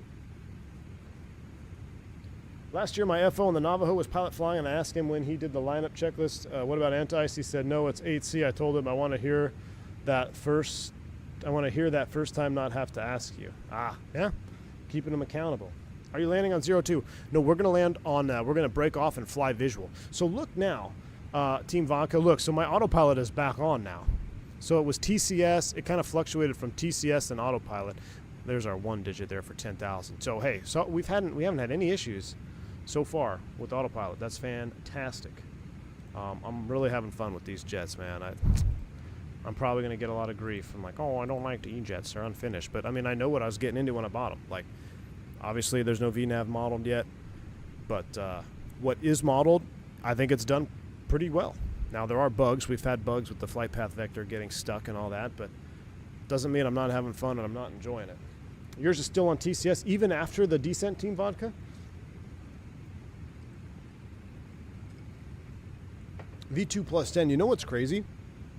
What I think is crazy weird is that I've never been in this scenario where I've upgraded on an airplane I never flew as an FO first, unless it was, you know, small jets like Citations and turboprops. But like you can hop fleet, so you can, if you have a, you know, multi-fleet airline, you can jump. So say you've been on the Airbus for 5 years and now you want to fly 737. If your seniority can hold 7.3 captain, you can jump straight to 737 captain. So your very first flight in a 737 is from the left seat, which guys do it all the time. I think that's pretty wild. Like I personally, I mean, I'd have to do a lot of PMDG to feel comfortable. You know, it would take me a long time to feel comfortable as being, you know, captain on that airplane. But you also got to remember too, what the FAA does to kind of counteract that is you're not supposed to have green on green. So even if you go from a 320 captain to a 7.3 captain, theoretically the system is not supposed to allow you to be paired up with a green or a low time FO. So even though you're captain of the ship, your FO should have an extensive amount of experience that you can rely on when you're hopping fleets like that. When am I going to get the 190? Daggone it. I've asked to do direct entry captain, but ain't no way I'm going back to single engine on the PC-12. Yeah, I mean, I could understand that. You know, turboprops, small props, light jets, I can understand. Even some regional jets, I can understand. But, and it's not like it's unsafe. It's just, I mean, you got to be on your A game all the time until you gain that. Again, it goes back to the very beginning as a private pilot. You got to gain the experience. You got to fill the experience jar before your luck jar runs dry. After these last couple flights, would you recommend the Embraer? Yeah. If you're okay with what's not modeled, I mean, I don't see why you can't have fun with it. I think it's a good physical model. I think the sounds are good. I've got the FT Sim. I'm kind of torn on which is better. I think FT Sim might have a slight edge over the default sounds, but it's nothing to write home about. So, you know, it's got a good model, good sounds. It hand flies great. Hand fly. That's what we're going to do here. We're going to turn everything off as we go over this lake here that's full of bull sharks. That's why there's like never any boats out on it. I was told this is like one of the largest bull shark breeding grounds in the U.S. So like, do not ditch. I always think about it when I fly over the top. I'm like, all right, if we lose both engines here, and New Orleans approach will descend you down to 3,000 feet over the water, which we're about to do to ourselves. See, I went back to TCS mode there. Check your Discord from me for the 190. Oh, A-Rod, I will. I'll do it. I'll definitely check them right after the stream, man. I don't want to pull up Discord at the end of the stream. It makes me nervous because I've had Discord link to sim crashes in the past, so I'll definitely check it out after the stream, man. All right, we're going through 10K. Let's go ahead and get our lights on. We'll get them all on. We'll get our seatbelt sign and sterile, and we'll ding the flight attendants. Down we go. We'll juice up the sounds. I'm going to go ahead and turn the cabin off. So I've noticed that if I turn cabin off, it reduces those stutters in between views. So let's go ahead and do that. Let's go ahead and go to operator hide cabin. So now, yeah, a little bit smoother on the view change. Oh yeah, that's juicy. How virtual coal E190? No, stay away from anything virtual coal, unfortunately. Because Virtual Coal has a Beach 99, which is what I want to fly. Maybe they can sell the model to me in Phantom, and we'll make a study level Beach 99 airliner. Bontech, you missed it? Yeah. Yeah, there was only 5 survivors of that flight. Got a heads out. Thanks for the great stream as always, V1. I'll catch the landing replay. Hey, Zach Lewan, take it easy, my man. McAllen says, start replaying the stream. So thrilled right now. Juicy. Nice, man. Small props, definitely, but the big guys, nope. I need to learn from the captains first so I can be prepared for that. Some focus too much on progression instead of learning from the captains. I think, unfortunately, we're going to see a lot of that play out here in real time, just due to the landscape of the pilot environment in the U.S. All right, my seat has got lower. Hold on, I got to raise my seat up. Oh, yeah, much better. You know what I need, chat, is I need an electric sim chair. It sounds like the Airbus. Ding, ding. Remember what happened? I interrupted my cartoons when I was a kiddo. Really? Man, dude.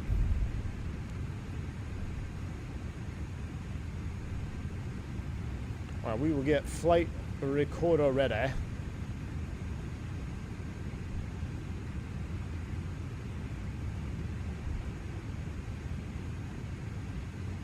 Where is flight recorder?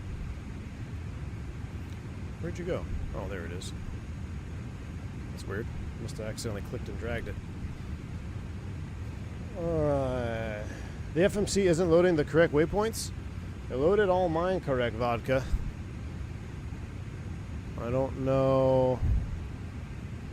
Oh, maybe it loaded your star weird. What I'm going to do, though, we're going to land on 1-1 is the long runway, right? I'm gonna fly heading 210. We're gonna go ahead and select heading. So we're speed on elevator heading, flight level change 210.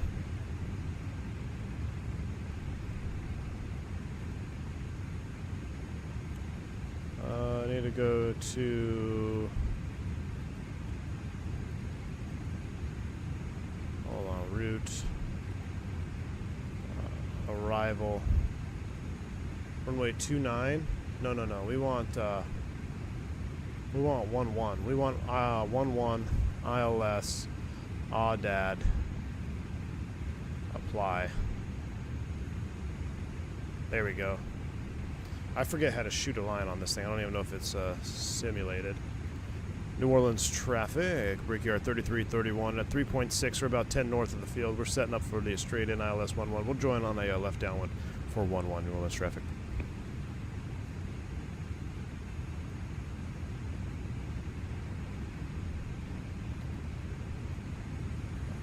Alright, 250.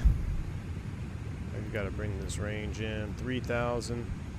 Let's go ahead and come back out this way. Let's turn up our preview needle. We got the LOC, and I'm going to put the FO is on VLOC 2, so I'll be green needles when we switch over. We're going to be complete visual approach. Let's make it heading 250.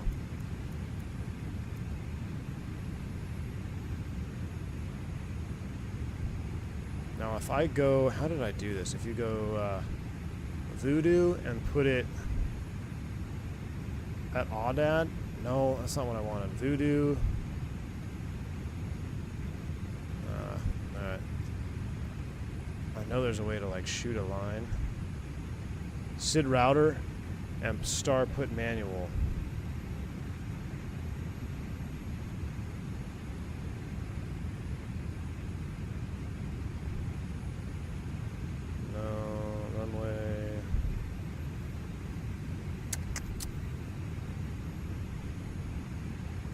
Landing, we do landing in NIT. What's the weather in New Orleans, chat? Let's hit the magic barrel ref key right now. 3002 is set, basically calm winds. Temperature right now is 17, so it's probably like 22 on the ground. Now we're runway heading at 110, and no anti-ice. Winds are probably calm. Let's go 0 for 0. There we go. VREF, VAP 136. We're landing flap 5, not flap full. That's also something I remembered. We land flap 5, not full. 5 is the normal config.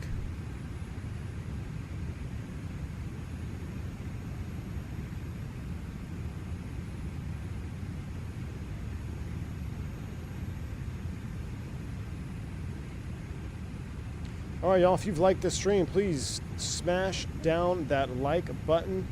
We've had upwards of 400 viewers pop in here. 295 likes. Those are rookie numbers. Let's bump those numbers up for us, chat. Let's go ahead and smash down this like button. We'll set up for a nice long final here at runway 11.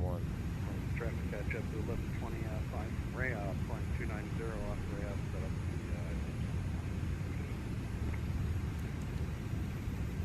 the Let me go here. Home charts. Get rid of DC. KMSY. Should have done this in flight or in cruise. Approach ILS runway 11. Get rid of you. Let's see. Turtle. Mudbug is at 2,000. Alright, Mudbug's at 2,000. I'm going to set to. Now let's see if we can get the autopilot off.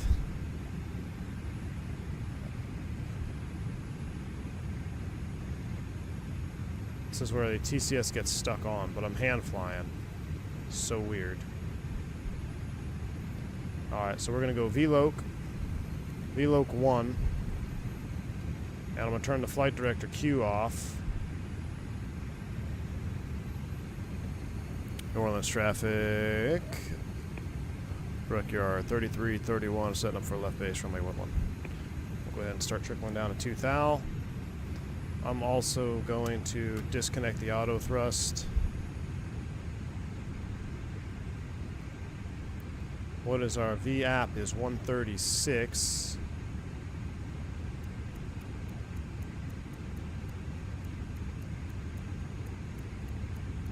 So now my flight, see how my flight path vector is sticking? What's weird is if I press flight director sync, it's like it wants to try to unbug it. That's one of the, I definitely think that's an airplane bug and not necessarily a Bruner bug. Alright, 500 feet to level off. But it is so trippy to fly with that FPV up and not being correct. Why is 144 lowest selectable? Alright, we'll leave it there. No auto brakes? Nah, we're gonna hand fly it. Alright, we'll get, you want YoCam on?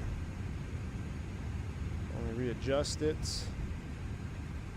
YoCam is on, we're slowing down, we're turning to the final, and let's go ahead and get the recording on. My LSA tapes. LSA tapes. What are LSA tapes?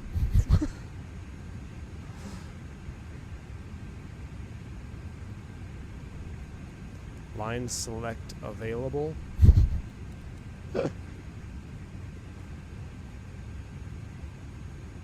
Flew through the localizer here a little bit. That's right, we gotta slow down anyway.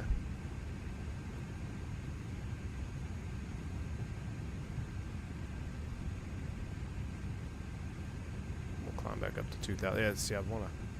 Yellow and red bars for lowest. Ah, okay. Makes sense. We'll go ahead and maintain right about 180. I will select flaps. Duh. I gotta get my speeds back in this thing. I'm trying to fly Airbus speeds, and I don't think it's very happy with Airbus speeds. Get back up to 2 thou. We'll arm the approach.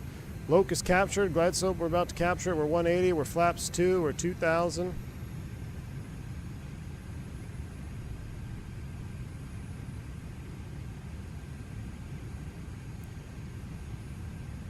All right. We're looking good. 2,000 feet, 180, flaps 2. As soon as we capture that glide slope over Mudbug, we'll go ahead and go gear down, configure all the way down. New Orleans traffic, Brickyard 3331, 12-mile final, runway 11, New Orleans.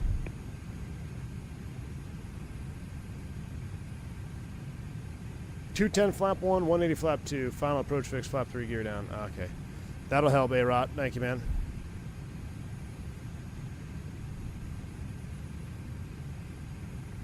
Alright, what are the winds doing? We got a 7-knot tailwind right now, so that's less than optimal.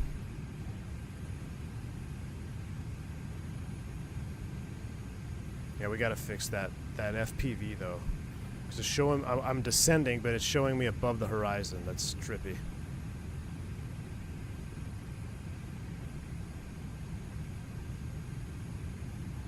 Because the flight path vector, the bird and the Embraer is actually more accurate than the Airbus bird. Airbus bird actually has a little bit of lag in it, where I remember the Embraer bird being very much real time.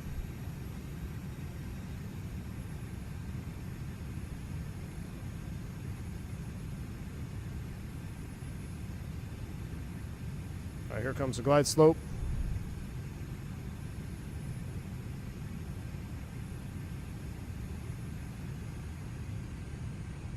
Glide slope, gear down, flaps 3.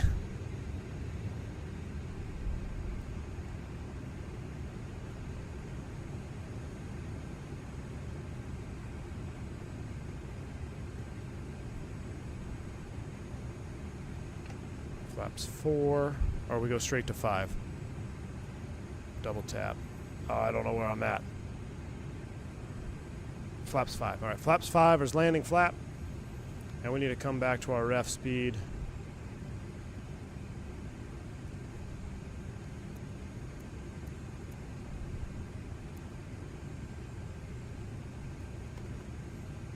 All right, view is reset. We're getting stable. We're working on it. 6-knot direct tailpipe. Spicy.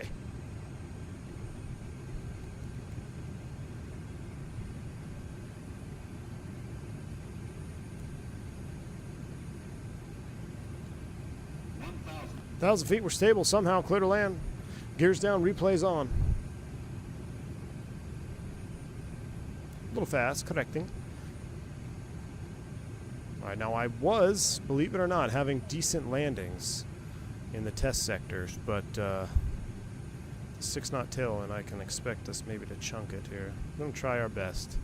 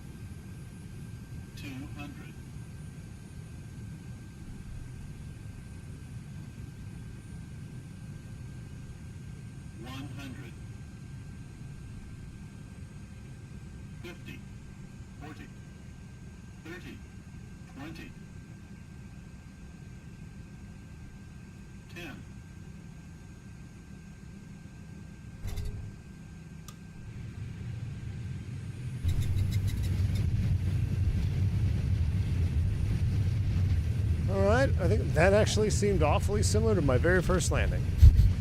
Probably not the greatest. Felt smooth though. It's kind of deceiving. That sound makes it seem hard, but that felt like a smooth one. We shall see here.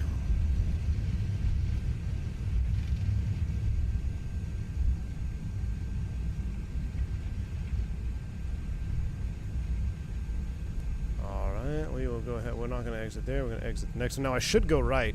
Should I go nostalgia mode? Okay, first gate we ever parked at. It was the new terminal wasn't built yet. We're going nostalgia mode. I feel like the RA is slightly high. What do you think? At the 10 call, seems maybe 3. It did seem, there seemed like to be a little bit more of delay. So that would make sense if it's calling a little high. I have to check the tapes. We'll have to check the tapes, A-Rod, but I'm inclined to believe with you out of the gate.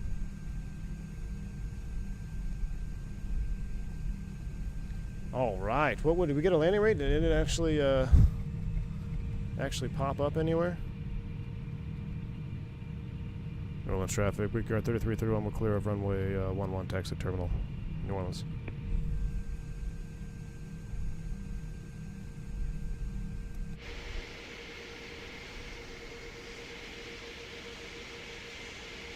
I'm trying to remember if it was over there. I think it was... gosh. I want to say it was the old C gates. Oh, that's D. Is that C? That's C. Yeah, let's go park at one of these old gates.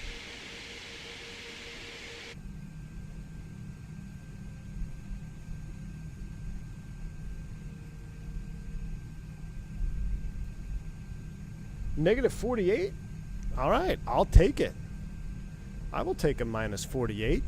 Hell, that beats our, like, 600s we've been having. All right, do we have any lead-in lines? Or did they already get rid of the lead-in lines on there? I think they already got rid of the lead-in lines, but I think we parked somewhere here. I know the first flight, or the second flight I ever did, we left out of the one of these over here on the tip. We'll just square it up here.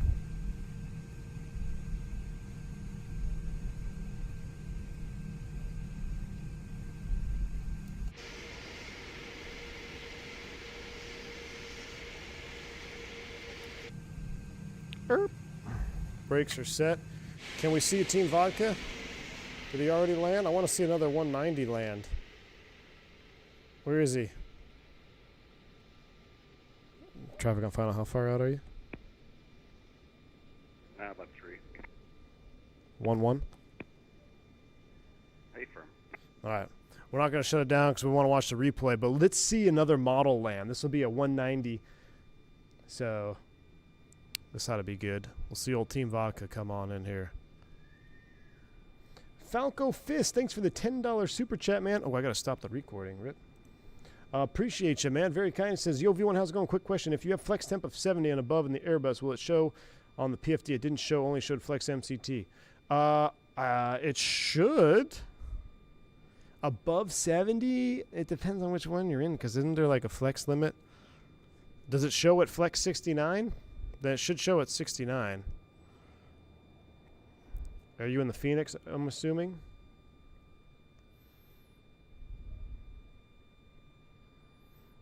All right, we'll put it right about here.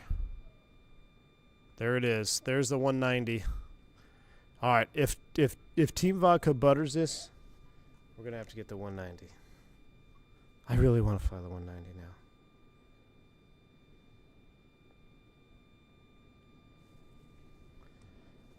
In the Fenix, Falco? Yeah, so that's a 320 Classic. I don't see why it shouldn't. I don't see why it shouldn't show a flex number.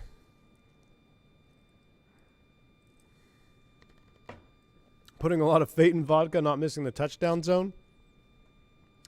Hey, we sure are. Do we have any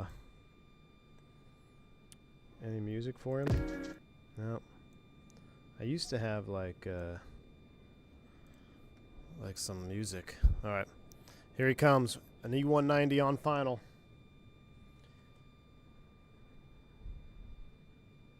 All right, he's high. He's high over the 1,000-footers. Oh, he's floating it out for the butter. He missed the touchdown zone. Barely legal. He almost missed the touchdown zone, but that actually looked a little bit of desync on landing, but it actually looked like a solid. It actually looked like a solid landing. All right, why are we bouncing around? That's weird. All right, let's watch the replay. Let's go into replay cam. Pretty darn good from in here. Looked like it was barely legal, but we know you like those ankle bracelets. All right. I think your scenery's wrong. It's always my scenery. Let's go ahead and hit the replay. We'll disconnect from network. And let's see what that looked like. Let it load in here. It's going to go all spicy. We will zoom it forward. Oh, the flaps come out on replay. That's cool. I like that.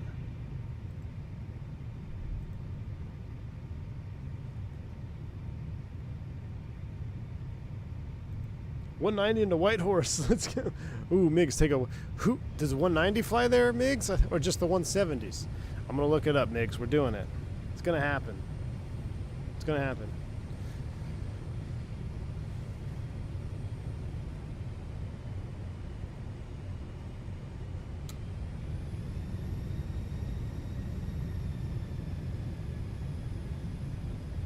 Look at that, though.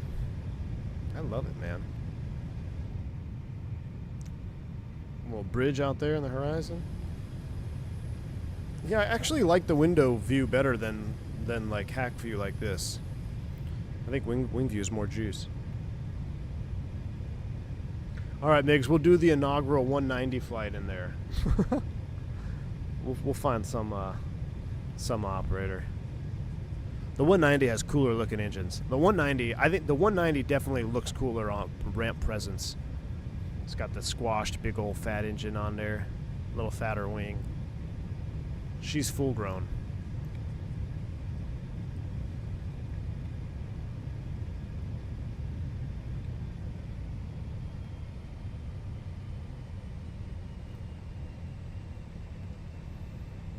Coming across the threshold. Hold it, hold it. Butter. Do the reversers come out on replay? Oh, I gotta trigger them. I'll trigger them. That flickering is the frame gen. See, no frame gen, no flicker. Frame gen flicker. All right, let me let's see what that looked like.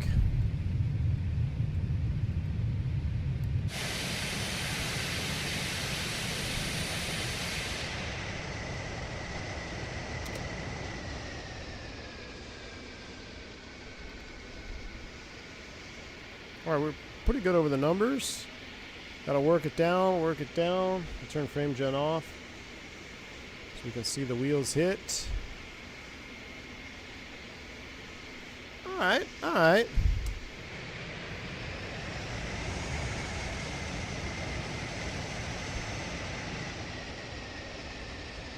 Let's do a little flyby right here.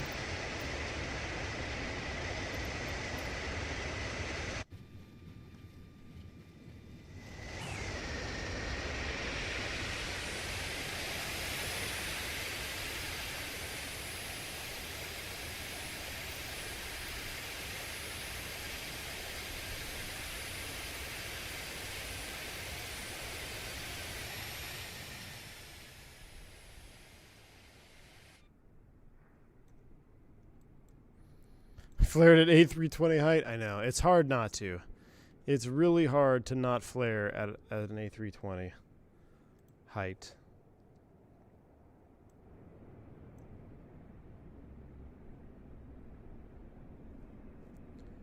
All right, come on, come on, come on, come on, come on. Here we go.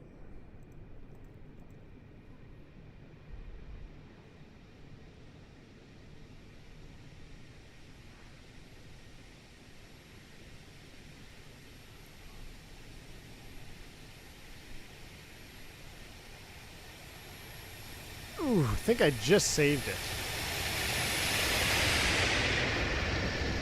That's pretty sweet, though. It's pretty sweet, though. I'm having fun with it. I'm not done flying. I am not done. All right, but we are done for today, though. We are done for today. I'll leave y'all with one or two more long replays here. Let me get that out of there. Let me disconnect my yoke so it doesn't keep freaking out on me here. Well, chat, that was my first ever flight in a 121 airliner recreated. I think it was pretty successful. I enjoyed it. I enjoyed it. All right, y'all. I'm off tomorrow. We might stream tomorrow too. We'll see what we can churn up. But I want to thank you all for tuning in this afternoon, spending a little Friday with me. hope you enjoy the rest of your weekends. If I don't see you again until the next one, thank you all for the support, the membership chats, the super chats, the bank angle checks. Y'all have been awesome. Especially y'all have been awesome hitting that like button. I mean, the videos are getting a ton of likes. It's definitely helping the channel out. So I appreciate all y'all. Enjoy the weekend. Thank you, A-Ron, for helping me get this thing, getting this thing airborne, getting it figured out. But I'm liking it. I'm enjoying this thing. I really am. Until the next one, y'all stay safe, stay healthy. I'm V1. See ya.